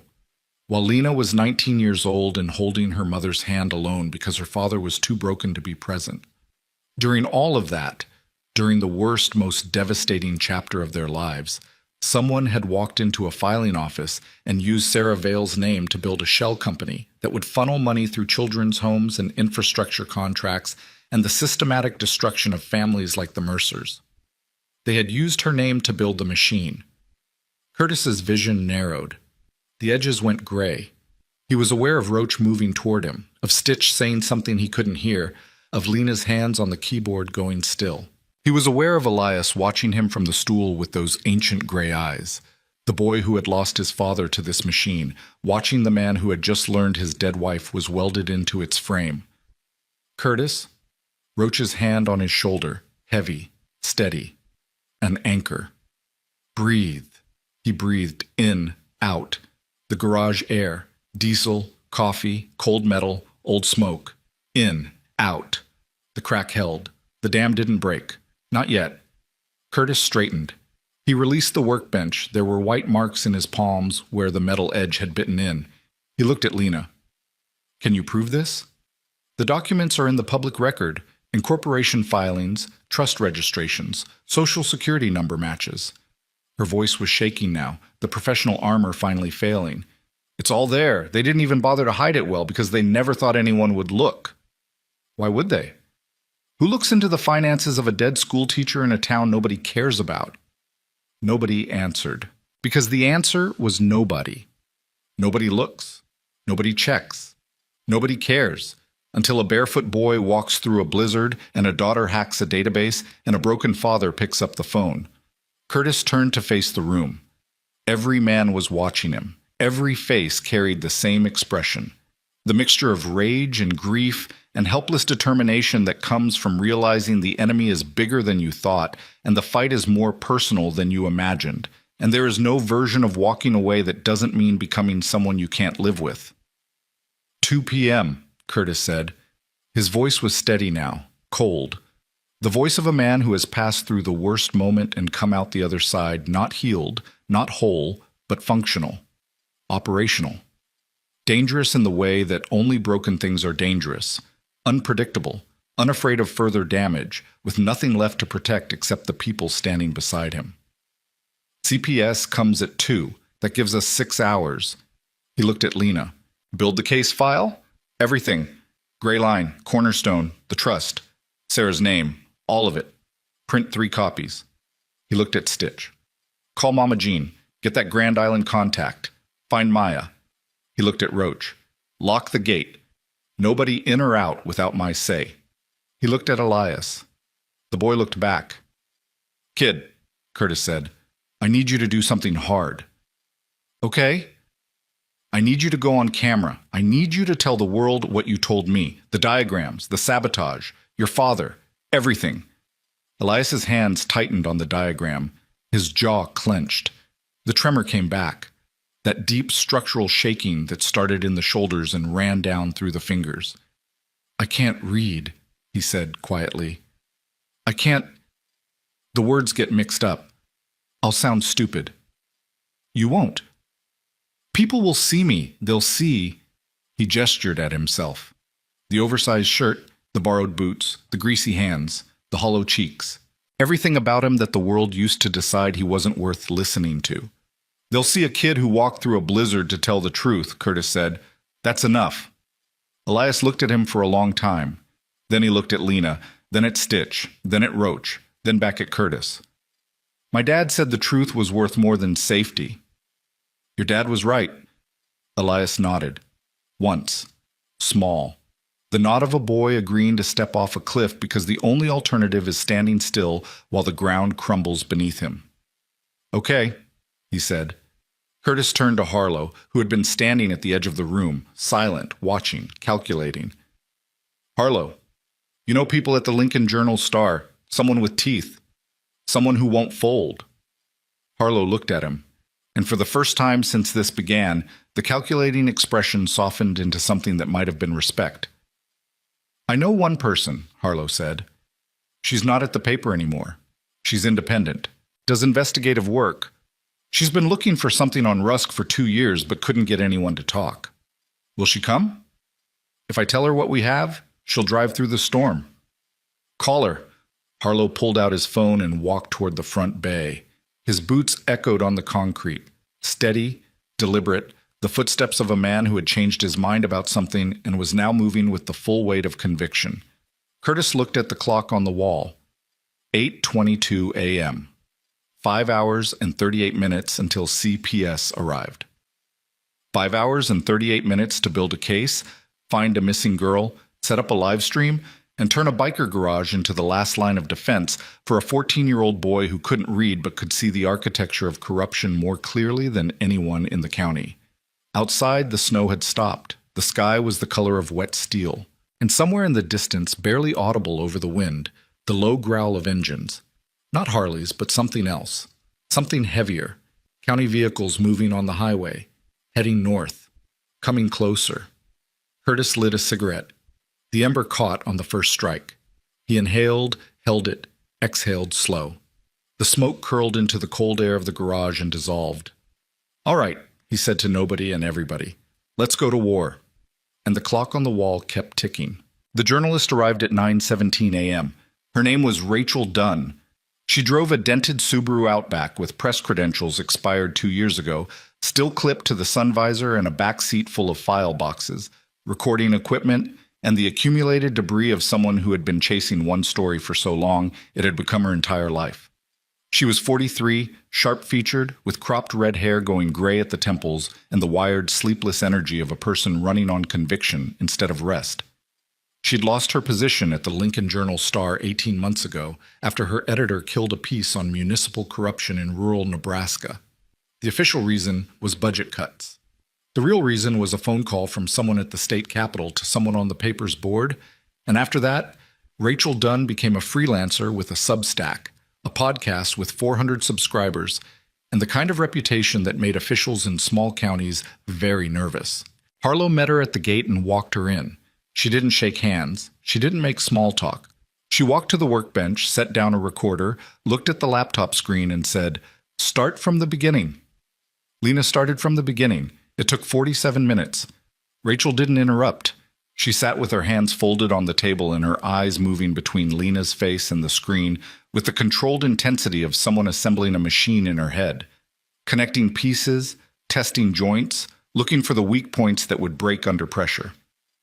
When Lena finished, Rachel sat back. She was quiet for 12 seconds. Curtis counted. The Saravale identity theft, Rachel said. That's your keystone. Everything else, the shell companies, the contracts, the inspections, that's corruption. That's embezzlement. People hear that and they think numbers on a spreadsheet. But a dying woman's identity stolen to build a company that profits off children in state care? She looked at Curtis. That's a story people will feel in their chest. That's a story that doesn't die. Curtis said nothing. The cigarette in his hand had gone out again. He didn't relight it. I need the boy on camera, Rachel said. I need him explaining the electrical sabotage in his own words. His diagrams, his voice. Not polished, not coached, just him. He's 14, Stitch said from the wall. I know how old he is. He's been through hell. I know that too. Rachel turned to face Stitch fully. Her eyes were hard, but not unkind. The eyes of someone who had learned that gentleness and urgency could coexist if you held them right. I've spent 2 years trying to crack Dalton Rusk. I've had 3 sources ghost me. 1 moved out of state. 1 recanted after her landlord got a visit from a county inspector. I have boxes of documents that prove half of what your girl just showed me, and none of it matters without a face. Without a human being who looks into a camera and says, "This happened to me." That's how you beat a machine. Not with paper, with a person. The room was silent. He agreed, Curtis said. This morning. He agreed to do it. Then let's do it before someone takes that choice away from him. They set up in the main bay, not the back room. Too dark, too small, too much like hiding. Lena argued for the garage floor itself, with the Harleys in the background and the workbench visible and the oil stains on the concrete and the buzzing fluorescence overhead. No staging, no backdrop, no production value, just a boy in a garage surrounded by the only people who didn't throw him away. Rachel set up 2 cameras, her main unit on a tripod and her phone propped against a toolbox as backup. She wired a lapel mic to a portable recorder and tested levels, while Dex moved the space heaters closer so Elias wouldn't shiver on camera. Elias sat on a metal stool in the center of the bay. He was wearing the same faded Metallica shirt. Lena had offered him something cleaner, but he shook his head. The shirt was his. It was real. It was the thing he was wearing when he walked 11 miles through a blizzard, and he was going to wear it now. His diagrams were spread on his lap. His hands were shaking. Curtis knelt beside the stool. The concrete was cold through his jeans. He was eye level with the boy now, close enough to see the faint purple circles beneath those pale eyes, and the way his jaw was clenched so tight the tendons stood out in his neck like cables. You don't have to do this, Curtis said quietly. Yes, I do. Nobody here will think less of you if you... I said I'll do it. Curtis looked at him. The boy looked back, and Curtis saw it. The thing he'd been seeing since the first night but hadn't wanted to name. Elias Mercer wasn't brave. He was terrified. He was 14 years old and terrified in a way that most adults never experience because most adults have never had every single institution designed to protect them turn into the thing trying to destroy them. But terror and courage aren't opposites. Terror is the prerequisite. Courage is what happens when you move anyway. Okay, Curtis said. He stood up, his knees cracked. Okay.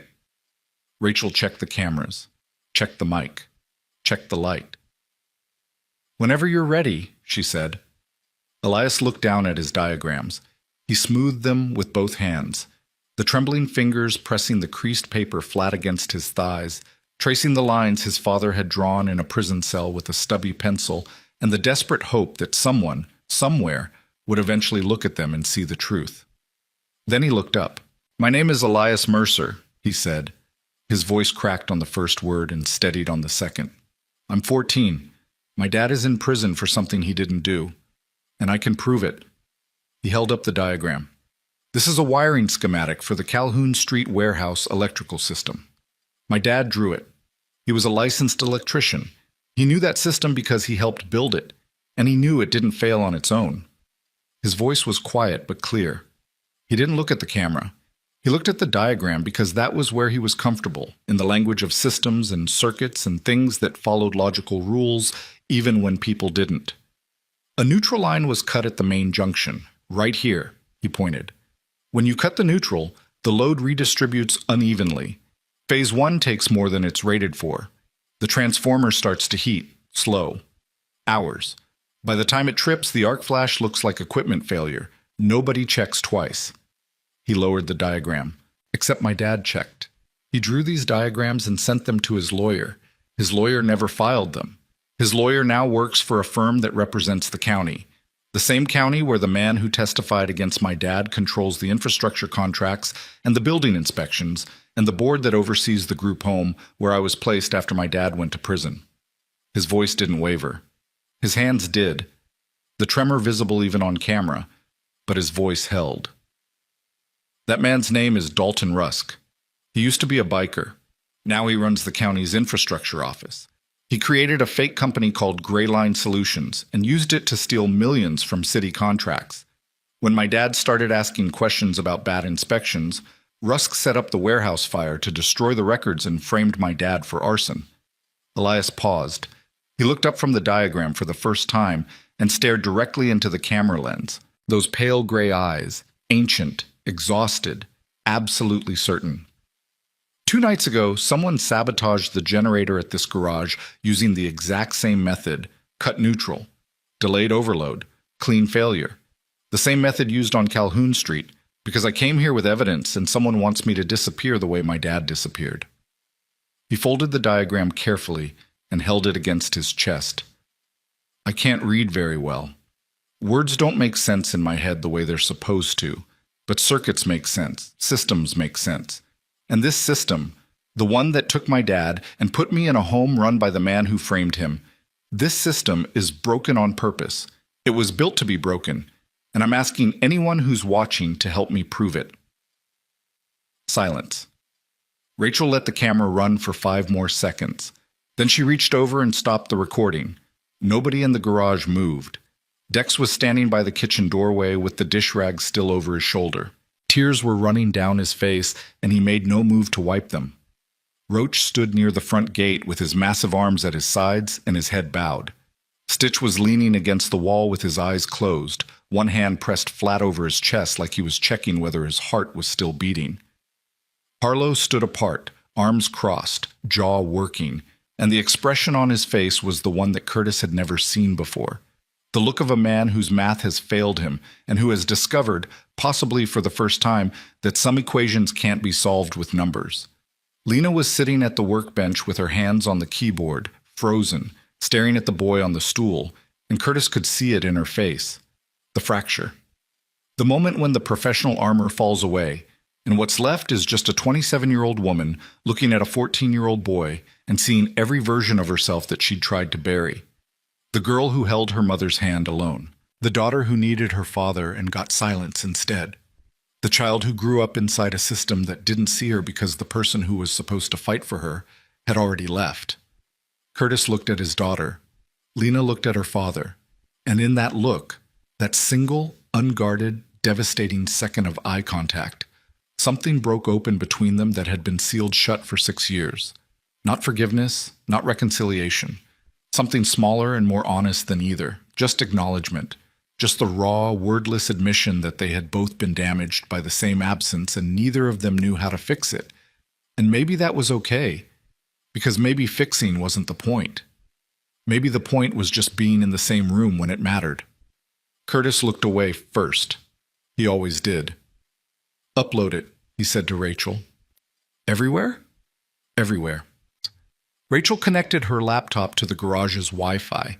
Spotty, slow, Roach's jury-rigged setup that ran through a repeater bolted to the roof, and began uploading. YouTube, Twitter, Facebook, her Substack, 3 journalist group chats, 2 civil rights organizations, the State Press Association listserv, every platform, every channel, every crack in the wall where a story could slip through. The first upload completed at 11:43 a.m. By noon, it had 400 views. By 12:30, 2,000. By 1 p.m., the Lincoln CBS affiliate had called Rachel's phone. A reporter from the Omaha World Herald had emailed. Someone at the state attorney general's office had left a voicemail. By 1:15, the video had 12,000 views, and the comment section was on fire. By 1:30, Dalton Rusk's office issued a statement calling the video defamatory fabrications by disgruntled individuals with criminal histories, and announced that the county was pursuing legal action. By 1:45, 3 lawyers had contacted Rachel offering pro bono representation. And at 1:52 p.m., 8 minutes before the CPS deadline, Curtis's phone rang. Unknown number, different from before. He answered. "Mr. Vale, this is Special Agent Teresa Marsh with the FBI's Public Corruption Unit in Omaha. I've just watched a very interesting video. I'd like to talk." Curtis closed his eyes. The relief hit him like a wave, physical, overwhelming, the kind that makes the knees weak and the hands shake and the chest fill with something that has no name but feels like the opposite of drowning. "We're at 1847 Industrial Road," he said. "Harlan, Nebraska. CPS is about to walk through our door. If you want this evidence intact, you might want to get here first." "I'm already in the car," she said. 45 minutes. She hung up. Curtis looked at the clock. 1:53 p.m. 7 minutes. CPS was coming in 7 minutes and the FBI was 45 minutes away, which meant there was a gap, a 38-minute window where everything they'd built could be dismantled by a caseworker with a clipboard and a county order. "Roach," Curtis said. "Yeah." "Lock the gate." "It's locked." "Lock it again." Roach moved. Pike moved with him without being asked, the big Lakota man flowing from his corner toward the front of the garage with the silent, purposeful grace of someone who had been waiting for exactly this moment. At 1:58 p.m., a white county van pulled up to the gate. 2 CPS workers and a sheriff's deputy. They buzzed the intercom. Roach answered. Words were exchanged. Curtis couldn't hear them from inside the garage, but he could read the body language. The CPS workers wanted in. Roach was a wall. Curtis walked to the gate. The afternoon sun was breaking through the clouds for the first time in 3 days, throwing long shadows across the snow-covered yard. The light was cold and sharp and had the quality of a searchlight, exposing everything, warming nothing. The lead CPS worker was a woman in her 50s with a county ID badge and a manila folder and the exhausted expression of someone doing a job she no longer believed in. "Mr. Vale, we have an emergency custody order for Elias Mercer." "I understand." "We need to come in and take the minor into custody." "I understand that too." "Then step aside." "Ma'am?" Curtis's voice was calm, measured, the voice of a man standing on the edge of a cliff and choosing his words like footholds. "I have reason to believe that returning Elias Mercer to state custody through Harlan County channels will place him in immediate danger. The group home he was placed in is operated by a company with direct financial ties to the man who framed his father. The county official who signed this custody order sits on the board that oversees that company. And approximately 40 minutes ago, I received a call from the FBI's Public Corruption Unit indicating that a federal investigation into these connections is now active. The CPS worker stared at him, the manila folder lowered half an inch. "I'm not obstructing," Curtis said. "I'm asking you to wait. 40 minutes, that's all. A federal agent is en route. When she arrives, the boy goes wherever the law says he goes. But I'm asking you, not as a biker, not as a troublemaker, not as whatever Dalton Rusk told you I am. I'm asking you as a man who is trying to keep a child safe. Please, wait." The deputy behind the CPS workers shifted. His hand moved toward his belt, not his weapon, his radio. The gesture of a man preparing to call for backup. The CPS worker looked at Curtis, then at Roach, then at the garage behind them, where through the open bay door she could see the Harleys and the workbench and the buzzing fluorescents and a 14-year-old boy standing in the center of it all with a piece of paper pressed against his chest and a room full of scarred men standing around him like a wall made of leather and loss. She looked back at Curtis. 40 minutes, she said. The deputy's hand dropped. Curtis exhaled. Inside the garage, Lena was on the phone with one of the pro bono lawyers, walking through the evidence at a pace that would have been impressive from a trained attorney and was staggering from a self-taught 27-year-old who'd learned litigation strategy the same way she'd learned everything else, alone, at night, because nobody was coming to help. Stitch was in the back room on his phone with Mama Jean. The Grand Island contact had come through. A family court judge named Evelyn Park, independent, no connections to Cornerstone or the county board. She'd agreed to review the case files. She'd also made a call to the Grand Island group home. Maya Chen was still there. Stitch relayed the information to Curtis. Judge Park says the girl is physically safe, for now. But her caseworker was replaced 3 months ago, and her file was flagged for transfer back to Harlan County. Back to Harlan? Back to Cornerstone. Back to Rusk's territory. Curtis felt the noose tighten. The machine was still running. Even now, even with the video exploding across the internet and the FBI on its way and the walls closing in on Rusk from every direction, even now the system was still trying to pull children back into its gears. Tell the judge we're sending everything we have, Curtis said. Lena, copy the files, all of them. Send them to Judge Park, to the FBI agent, and to Rachel. Already done, Lena said, without looking up from her phone. The next 30 minutes were the longest of Curtis Vale's life. He stood at the front gate with Roach and Pike, watching the county van idling on the road, watching the CPS workers standing in the cold, watching the deputy talk into his radio with increasing frustration. He could see more vehicles arriving in the distance. A news van from Lincoln, a sedan that might have been press or might have been county lawyers or might have been anyone. The road that had been empty for 3 days was suddenly alive. The video had crossed 50,000 views. Rachel's phone wouldn't stop ringing. At 2:31 p.m., a black SUV with federal plates turned off Route 9 and rolled down the access road toward the garage. It passed the county van, past the news vehicle, past the gathering crowd of onlookers who had materialized the way people always do when they sense something important happening in a place where nothing important ever happens. Special Agent Teresa Marsh stepped out. She was mid-40s, compact, with short black hair and the no-nonsense bearing of someone who had spent 20 years in federal law enforcement and had long since stopped being impressed by anything except evidence. She wore a dark overcoat, flat shoes, no badge visible, and carried a leather briefcase that looked like it had been through as many fights as Curtis's Harley. She walked directly to Curtis. Mr. Vale. Agent Marsh, though. Where's the boy? Inside. Where's the evidence?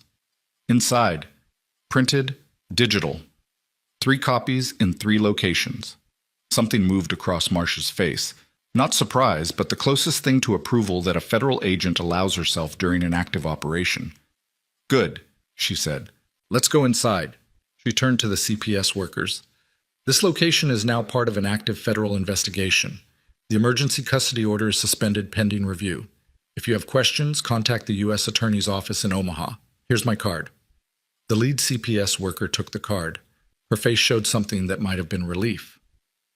The deputy got back in his car. Marsh walked into the garage. She stopped in the center of the bay and looked around. At the Harleys, at the workbench, at the stained concrete, and the buzzing lights, and the men in leather who stood along the walls like sentries. She looked at Lena at the laptop.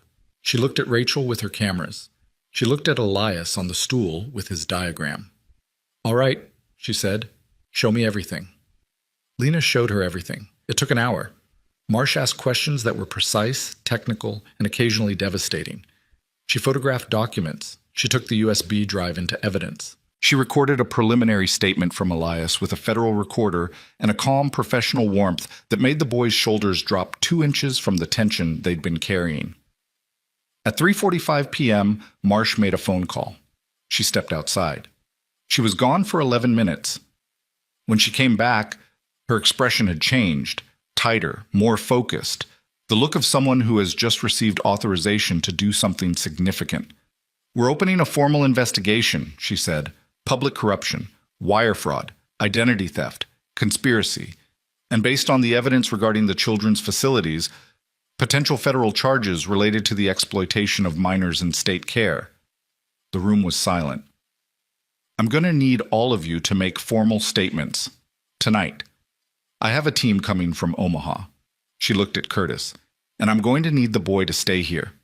Under your protection. For now. Curtis looked at Elias. Elias looked back. For now, Curtis said. But they all knew.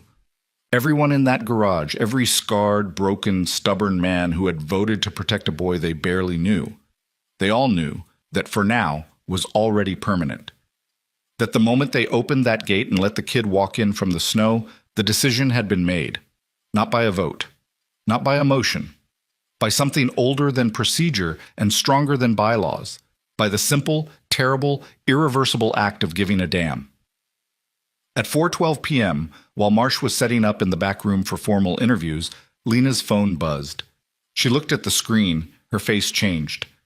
"Curtis?" He crossed the room. "The video just hit the statewide news aggregate. It's on 3 network affiliates. Someone at the AP picked it up."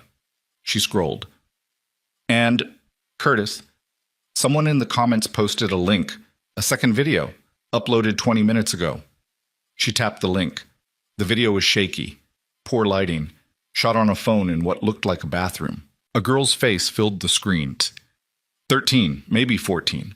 Dark hair, dark eyes, sharp features, and the same look Elias carried. The look of a child who had been through the machinery and come out the other side with evidence instead of surrender. "My name is Maya Chen," the girl said. "I live in a group home in Grand Island, Nebraska, operated by Cornerstone Youth Services. I saw Elias Mercer's video. He's telling the truth. I have proof. I kept records. I hid them where they couldn't find them, and I'm not going to be quiet anymore." The video cut out. Elias was standing behind Curtis. He'd seen the screen. His face had gone white. Not with fear, but with something beyond it, something that looked like the first crack of dawn after the longest night. "She's alive," he whispered. "She's alive," Curtis said. "She's fighting." "She's fighting!" Elias pressed the diagram against his chest and closed his eyes. His lips moved. No sound came out. Not a word.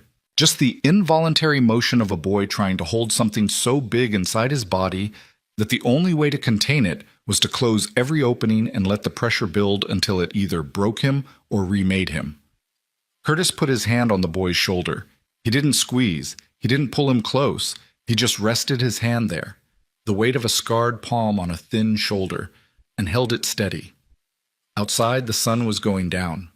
The sky had turned from cold steel to deep amber along the western horizon, the kind of light that makes everything look like a photograph of itself. The snow on the ground caught the gold and threw it back, and for a few minutes the world looked almost warm. The Harleys sat in their row along the garage wall, chrome catching the last light, engines cold but ready. And on the highway, moving fast now, a convoy of vehicles, federal SUVs, press cars, 2 state police cruisers, headed north toward Harlan, Nebraska, toward a corrugated steel building behind a chain-link fence where a 14-year-old boy had just changed the trajectory of a war by doing the only thing that the machine couldn't account for. He told the truth, and someone listened. But 14 miles south, in a county office building that was emptying fast as staffers read the news on their phones and began the quiet, panicked calculation of self-preservation, Dalton Rusk sat alone at his desk. The Mercer, tut, contingency file was open in front of him. His phone was ringing. He wasn't answering.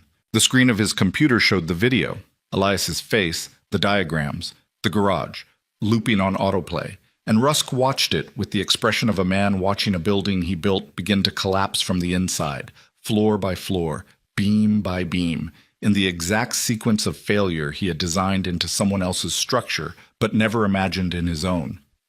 He picked up his desk phone. He dialed one number. "It's Rusk," he said. "The relay station on County Road 12. Meet me there. Tonight.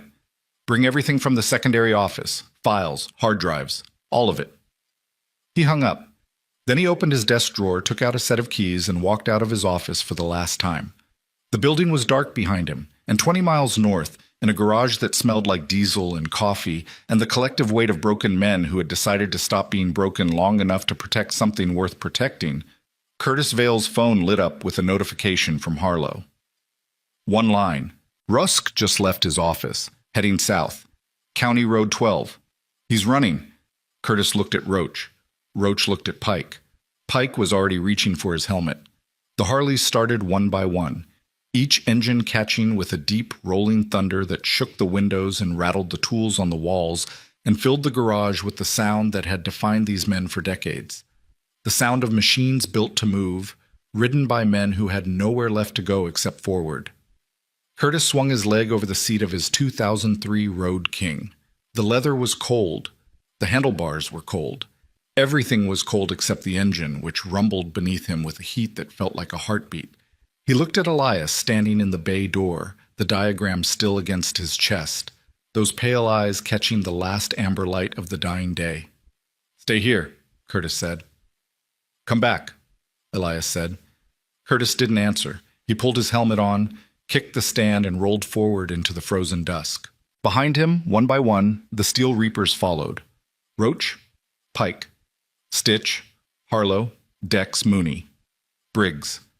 8 Harleys in formation, headlights cutting the dark, exhaust clouds rising white against the black sky, engines echoing through the frozen valley like the sound of something ancient waking up. They rode south on Route 9, toward County Road 12, toward the relay station, toward Dalton Rusk, and whatever waited at the end of the longest night any of them had ever known.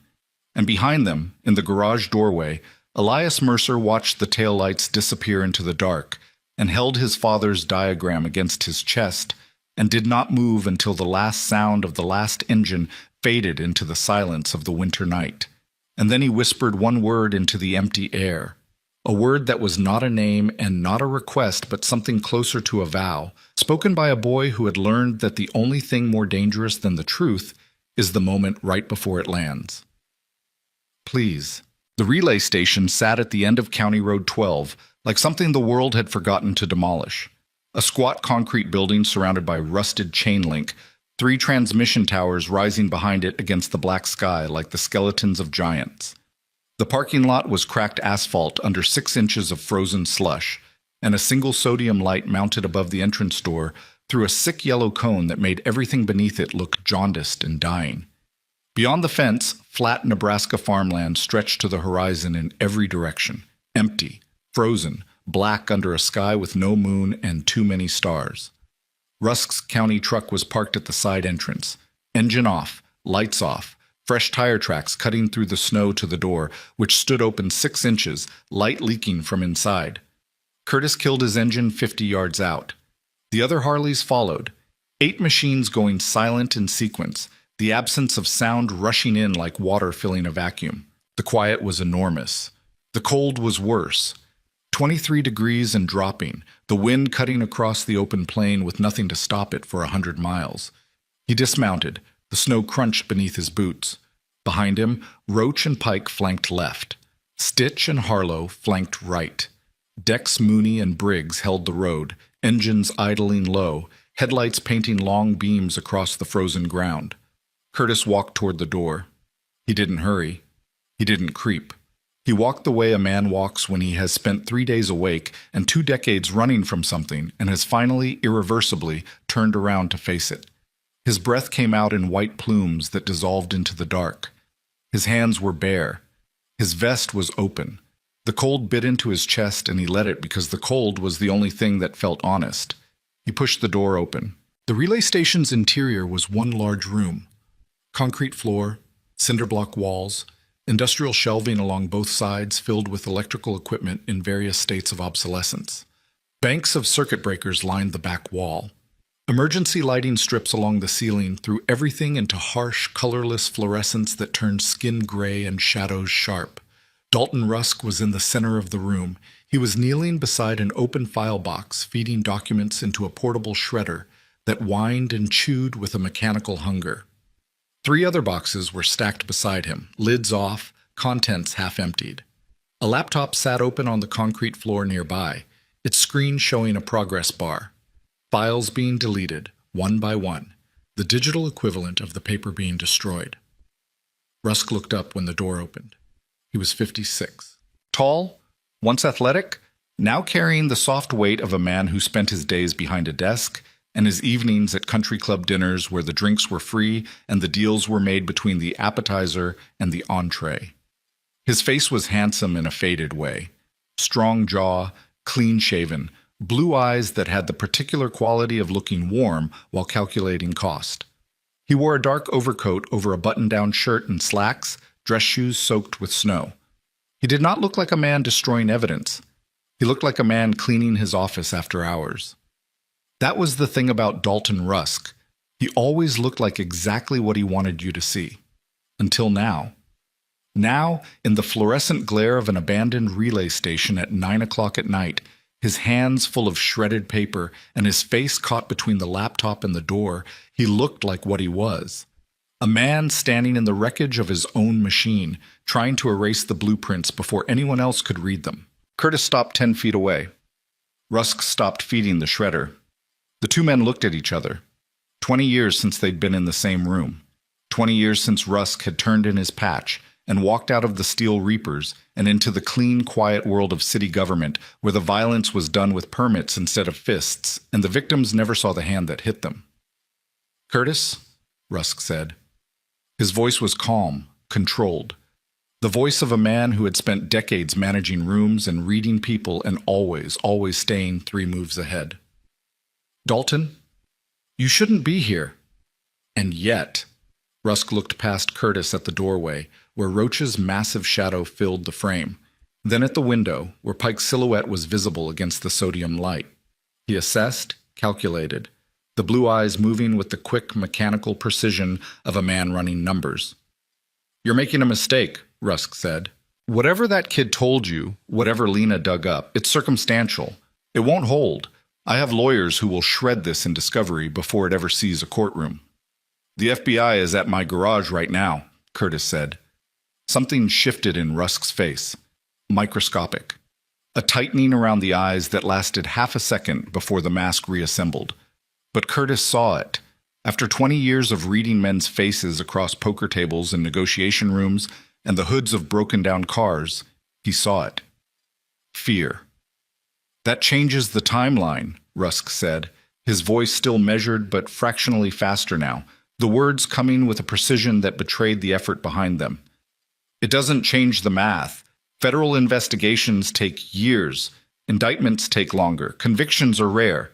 And in the meantime, I have resources you can't imagine." "You used my wife's name." The room went silent. The shredder stopped.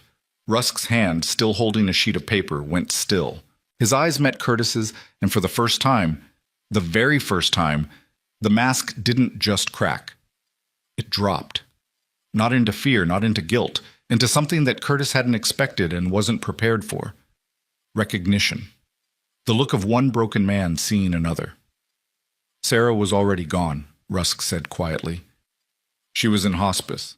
She couldn't sign anything. She wouldn't have known." "That's your defense?" "That's the truth." "The truth." Curtis's voice came out low and rough, scraped raw. "You stole a dying woman's identity to build a shell company that takes money meant for children. You sat on a board that was supposed to protect kids in care, and you used it as a profit center. You framed a man, a good man, a man who fixed your pipes and wired your buildings and never asked for anything. You framed him and put him in prison so you could burn the evidence of your own corruption. And when his 14-year-old son came looking for help, you sent people to steal his belongings and tried to bury him in the same system you built to protect yourself." Curtis took one step forward. "And you did all of it using the name of a woman I loved. A woman who spent her last months in a hospital bed while her daughter held her hand alone because I was too broken to be in the room. You took the one thing I had left of her name, her identity, the fact that she existed, and you turned it into a line on a corporate filing." Rusk stood up slowly. The shredded paper drifted to the floor around his feet like dead leaves. "I needed a clean identity," he said. "Someone with no business history, no flags. Sarah fit the profile. It was nothing personal." "Nothing personal." "Business, Curtis. That's all it ever was." Curtis stared at him. The distance between them was 8 feet. Close enough to see the pulse in Rusk's throat. Close enough to see the fine sheen of sweat on his forehead, despite the cold. Close enough to close the gap in 2 steps and do the thing that every cell in Curtis Vale's body was screaming at him to do. His fists were clenched. His arms were shaking. The veins in his forearms stood out like cables. Roach's voice came from the doorway. Low, steady. The voice of a man who knew his president better than anyone alive. "Curtis." One word. That was all. Curtis breathed in, out. The rage didn't disappear. It sank. Down through his chest, down through his gut, down into the concrete beneath his boots, where it joined every other fury he had ever swallowed and would carry for the rest of his life. The rage became weight. The weight became stillness. The stillness became choice. He unclenched his fists. "You're not worth it," he said. Not with contempt, not with pity. With the flat, exhausted honesty of a man who has just realized that the thing he wanted most would cost him the thing he needed most. His freedom, his club, his ability to stand in front of a 14-year-old boy and say, "I did this the right way." Curtis turned to Roach. "Call Marsh, give her the location. Tell her he's here and he's destroying evidence." Roach was already dialing. Curtis looked back at Rusk. The man was standing in the center of the relay station with shredded paper at his feet and a laptop deleting files behind him, and the entire architecture of his life collapsing in real time. And his face had settled into something that might have been resignation or might have been the particular numbness of a man who has run out of moves and hasn't yet accepted that the game is over.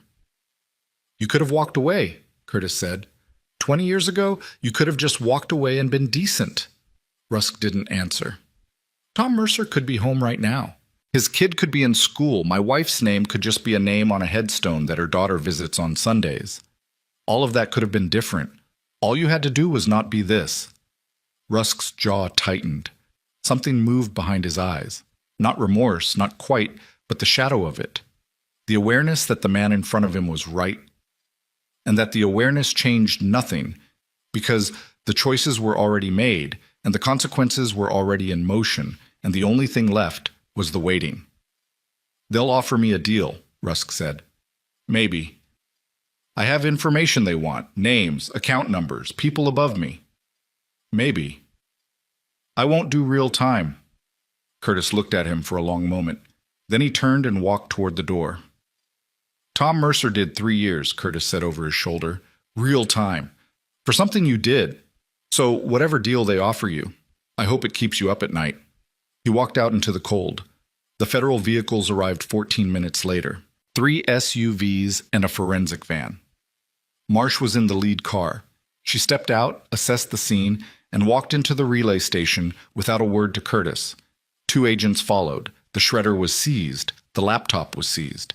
The file boxes, including the ones Rusk hadn't finished destroying, were loaded into evidence bags. Rusk came out in handcuffs at 9:47 p.m. He walked between 2 agents with his head up and his face blank and his dress shoes dark with snow. He didn't look at Curtis. He didn't look at the bikers lined up along the road, 8 Harleys idling in the dark, exhaust rising white against the black sky. He looked straight ahead with the fixed, empty stare of a man who has already begun rehearsing his testimony in his head. The federal SUV pulled away. The taillights disappeared down County Road 12. And it was over. Not clean. Not fast. Not the way it happens in movies where the villain falls and the music swells and everyone knows exactly how to feel. It was messy and cold and anticlimactic in the way that justice always is when it finally arrives. Not with a bang, but with paperwork, with handcuffs that click instead of clang, with a man walking to a car in wet shoes while the people he damaged stand in the dark and try to figure out what to do with the silence that comes after. Curtis sat on his Harley in the parking lot of the relay station and smoked a cigarette and stared at the empty road. Roach sat beside him on his own bike. Neither of them spoke for a long time. "You didn't hit him," Roach said finally. "No." "Wanted to." "Yeah." "Why didn't you?" Curtis exhaled smoke into the frozen air. It curled upward and dissolved like everything does. "Because Elias told me to come back," he said. "And I can't come back from behind bars." Roach nodded slowly. The nod of a man who understood that the hardest battles aren't the ones you fight, but the ones you walk away from with your fists still clenched and your dignity intact. They rode home. The garage lights were on. All of them. Every fluorescent tube buzzing at full power, throwing the building into a warm, industrial glow that was visible from half a mile away. The gate was open. The yard was full of vehicles. Marsh's federal SUV, Rachel's Subaru, 3 other cars that Curtis didn't recognize. People moving inside. Elias was standing in the bay door. He hadn't moved. 5 hours. He had stood in that doorway for 5 hours, watching the road, holding his diagram, waiting. Curtis pulled into the yard and killed the engine. The silence rushed in. He swung off the bike, and his knees almost buckled. 53 years old, 3 days without real sleep, the adrenaline crashing out of his system like a tide pulling back to expose everything it had been hiding. He walked to the bay door. Elias looked up at him. "He's gone," Curtis said. The boy's face did something that Curtis would remember for the rest of his life. It didn't crumple. It didn't light up. It shifted, slowly, tectonically, like a landscape changing after an earthquake. The tension in his jaw released first, then his shoulders dropped, then his hands, those trembling, grease-stained 14-year-old hands that had rebuilt generators and carried diagrams and held the weight of a broken system for 3 years, opened. The diagram unfolded from his grip and hung at his side, and for the first time since Curtis had met him, Elias Mercer's hands were still, completely still. "My dad?" Elias asked. "I don't know yet, but Marsh said the case is being reviewed. Federal level. The evidence is strong." Curtis paused. "It's going to take time." Elias nodded. He didn't ask how much time. He was 14. He'd already learned that time was the currency the system charged for everything, and the one thing it never gave back. "Okay," Elias said. Curtis put his hand on the boy's shoulder. The same gesture as before, palm down, steady, not pulling close, not pushing away, just present, the weight of contact, the simplest and most difficult thing one human being can offer another. Elias didn't flinch. 3 weeks later, on a Tuesday morning in early February, the gates of Tecumseh State Correctional opened at 10:14 a.m. The sun was pale and low, throwing long shadows across the frozen parking lot. The sky was the color of old paper. Not warm, not cold, just there, the way Nebraska sky is in winter, patient and indifferent and enormous. Tom Mercer walked out. He was 44. He looked 60.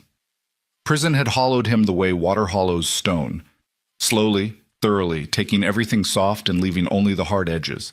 His hair had gone gray at the temples. His face was gaunt. His hands, which had once wired buildings and fixed machines and held his son on his shoulders at county fairs, were thin and scarred from 3 years of institutional labor. He wore the clothes he'd been arrested in: khaki pants, a flannel shirt, a canvas jacket that no longer fit because prison had taken 30 pounds off his frame. He carried a clear plastic bag containing his personal effects: a wallet with $7 and an expired driver's license, a watch with a dead battery, and a photograph of a boy at age 11 holding a wrench and smiling. He stopped outside the gate and blinked at the sunlight. The cold air hit his face and he breathed it in, deep, slow, the breath of a man tasting freedom for the first time and finding it sharper and sweeter and more painful than he remembered. The road in front of the prison was lined with motorcycles, 14 Harleys. Not just the Harlan chapter, members from Lincoln, from Omaha, from Grand Island. Men who had heard the story and ridden through the cold to stand in a parking lot and say, with their presence and their engines and their silence, "We see you. We know what happened to you. You are not invisible." Elias stood at the front of the line. He was wearing a leather jacket, Curtis's old one, the one that had hung on a hook in the garage for years because Curtis had outgrown it and never thrown it away. It was 3 sizes too big on the boy. The sleeves hung past his wrists. The hem hit mid-thigh. He looked like a kid playing dress-up, which was exactly what he was. Except the costume was real, and the game wasn't a game, and the man walking toward him was his father. And 3 years is a long time when you're 14, and an eternity when you're 11. Tom Mercer saw his son and stopped walking. The distance between them was 40 feet, 30, 20. Elias didn't run. He walked, steady, measured, in the oversized boots and the oversized jacket, holding nothing in his hands because the diagram was no longer in his pocket. It was in a federal evidence file, entered as Exhibit 14A, the document that had started the unraveling of Dalton Rusk's empire and the exoneration of the man who drew it. He walked until he was standing in front of his father. Tom Mercer looked down at his son. 3 years of letters that couldn't say what needed to be said. 3 years of collect calls that lasted 15 minutes and felt like 15 seconds. 3 years of lying in a cell at night and wondering if his boy was safe and knowing with the certainty that only a parent knows, that he wasn't. That the system he'd been swallowed by had swallowed his son too, and there was nothing he could do from behind concrete and wire except draw diagrams and hope. "You got big," Tom said. His voice cracked. "You got skinny," Elias said. Tom laughed. It came out broken, half sob, half sound, and he pulled his son into his arms and held him the way you hold something that was lost and found and might still be taken, with both hands and all your strength and the full weight of every day you spent without it. Elias held on, the leather jacket bunched up around his shoulders. His face was pressed against his father's chest. His eyes were closed. His hands gripped the back of his father's canvas jacket so hard the fabric wrinkled and bunched, and still he didn't let go.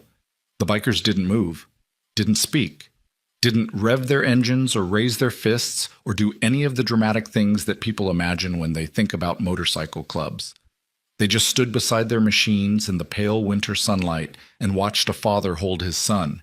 And if some of them wiped their eyes with the backs of their gloved hands, nobody mentioned it, because there are moments that belong to silence, and this was one of them. Curtis stood beside his Harley at the end of the line. His hands were in his vest pockets. His face was still and calm and revealed nothing to anyone who didn't know him. Lena stood beside him, not close, not touching, 6 inches of frozen air between her shoulder and his. The same distance they'd maintained for 3 weeks. Present but not reconciled, working but not healed, in the same room but not yet in the same conversation about the things that mattered most. "You okay?" she asked without looking at him. "No." "Good." The ghost of a smile crossed her face. Curtis saw it from the corner of his eye and felt something shift in the ice shelf that had formed between them. Not a thaw, not yet, just a crack, the kind that lets a little light through. "Lena?" "Yeah. I'm sorry." She was quiet for a long time. The wind moved across the parking lot and pushed her hair across her forehead, and she didn't brush it back. "I know," she said. "That's not the same as accepting it." "No, it's not." She paused. "But it's a start." She looked at him. He looked at her. And the thing that passed between them was not forgiveness. Forgiveness was a destination still far down a road they hadn't begun to travel. But permission. Permission to try. Permission to fail. Permission to be imperfect and present and flawed and still, somehow, worth the effort of showing up. Curtis nodded once. Lena nodded once. Then they both looked forward, at the father and son still holding each other in the parking lot of a state prison on a cold Tuesday in February, and said nothing else because nothing else needed to be said. The weeks that followed were not a montage. They were not a swift, clean narrative of healing and redemption set to swelling music. They were slow and difficult and full of the kind of unglamorous, exhausting work that real recovery demands. Tom Mercer moved into the back room at the garage, while Mama Jean worked on getting his apartment lease reinstated. He slept on the same army cot his son had slept on. He woke up at 4 a.m. every morning because prison had rewired his circadian rhythm, and the freedom to sleep late felt more disorienting than the restriction ever had. He drank coffee at the workbench and stared at the wall and sometimes didn't speak for hours, and nobody pushed him, because every man in that garage understood that silence after confinement is not absence, it's decompression. Elias enrolled for his GED, not at a school. The traditional classroom had never worked for him, the words tangling on the page like knotted wire. Instead, Lena set up a laptop in the corner of the garage with a text-to-speech program and a series of online courses designed for visual learners. The boy sat there every afternoon after his shift in the shop, headphones on, absorbing information through his ears while his hands stayed busy with whatever engine or circuit was on the workbench in front of him. He learned the way he'd always learned. Through systems, through patterns, through the logic of things that fit together. Stitch checked his feet every week. The frostbite healed clean, no permanent damage. The medic said it was luck. Curtis said it was stubbornness. Elias said nothing because he was already focused on the next thing, which was how he had always survived, by moving forward, by solving the next problem, by not looking back at the distance he'd covered barefoot in the dark. Maya Chen was transferred from Grand Island to a foster placement in Lincoln, a real one, vetted by Judge Park and monitored by a caseworker from outside the county system. She and Elias talked on the phone every Tuesday and Thursday night. Curtis sometimes heard the conversations through the thin wall of the back room. Two teenagers speaking in the careful, coded language of survivors, trading information and silence in equal measure, building something between them that wasn't quite friendship and wasn't quite more, but was rooted in the absolute certainty that the other person understood. Cornerstone Youth Services was dissolved by state order in March. 7 staff members were charged. Dalton Rusk's cooperation with federal investigators, the deal he'd predicted, the names and account numbers he'd traded for a reduced sentence, brought down 2 state-level officials and a construction company CEO. Rusk pled guilty to 12 counts, including wire fraud, embezzlement, and identity theft. The sentencing hearing was scheduled for June. The eminent domain filing on the garage was withdrawn. The veterans' rally permits were reinstated. And on a Saturday evening in late March, when the snow had finally begun to melt and the first raw smell of spring was pushing through the frozen ground, Curtis Vale walked into his garage and found Elias alone at the workbench, rebuilding a carburetor under the soft yellow glow of the desk lamp. The boy looked up. He looked different now. Still thin, still sharp-boned, but the hollowness in his cheeks had filled slightly, and the dark circles beneath his eyes had faded from purple to pale shadow. He was wearing a clean shirt. His hands were still black with grease. Some things don't change. Some things shouldn't. Curtis sat down across from him. He didn't say anything for a while. He watched the boy work. The quiet precision of his fingers, the concentration in those pale gray eyes, the way he turned each component over and studied it before placing it exactly where it needed to go. "How'd you learn to see it?" Curtis asked. "The systems, the patterns. How'd you learn to see what nobody else notices?" Elias didn't look up from the carburetor. His hands kept moving and steady, sure, fitting pieces together with the patient certainty of someone who knows that every broken thing has an order underneath the damage. "Most things aren't broken," he said softly. "People just stop trying to fix them." Curtis looked at the boy, at the carburetor, at the garage around them. The oil-stained concrete, the buzzing fluorescents, the Harleys along the far wall, the scarred oak table where 8 men had voted to protect a stranger and changed the trajectory of their own lives. He thought about Sarah, about her name, now cleared from the corporate filings, restored to what it should have always been, just a name on a headstone that Lena visited on Sundays, and Curtis was learning to visit too. He thought about Lena, about the Tuesday dinners they'd started, awkward, halting, full of long pauses and careful words, and the slow, painful, beautiful work of rebuilding something that was never going to look like what it was before but might, with enough patience and enough coffee and enough willingness to show up even when it hurt, become something new. He thought about Tom Mercer, asleep in the back room, dreaming whatever free men dream. He thought about the text message he'd sent to Rusk. "Come try." 2 words. The most reckless and the most necessary thing he'd ever done. Curtis stood up. He put his hand on Elias's shoulder, briefly, lightly, the way he always did, and walked toward the front of the garage. The bay door was open. The evening air was cold, but the edge was off it. The killing cold of January softened into something that merely bit instead of burned. Outside, the last light of the day was fading along the western horizon. The sky was deep amber at the bottom and purple at the top, and scattered with the first pale stars of evening. The snow on the ground was melting in patches, revealing dark earth beneath, and somewhere in the distance a meadowlark was singing, the first one of the season, impossibly early, testing the air. Roach was in the yard, wiping down his Harley with a rag. Pike was leaning against the fence, silent, watching the sky. Dex was in the doorway of the kitchen, holding a mug of coffee with both hands, his 11 months of sobriety now 5 months longer and counting. Curtis lit a cigarette. The ember caught on the first strike. He inhaled, held it, exhaled slow. The smoke rose into the cold evening air and dissolved. Behind him, inside the garage, the sound of a carburetor being reassembled. The soft click of metal finding metal. The quiet, precise work of a boy who had learned that the world breaks things, and that broken things can be fixed, and that the fixing is what matters. Not the breaking, not the blame, not the years lost or the trust betrayed, or the distances between fathers and sons and daughters that sometimes feel as wide as the Nebraska plain. just the fixing. Just the steady, patient, imperfect work of putting things back together. The garage lights burned warm against the coming dark. The Harleys gleamed in their row. And out on Route 9, heading north, the distant sound of an engine. Not coming, not going, just out there, somewhere in the enormous American night, moving through the cold toward whatever comes next. Curtis finished his cigarette. He went back inside.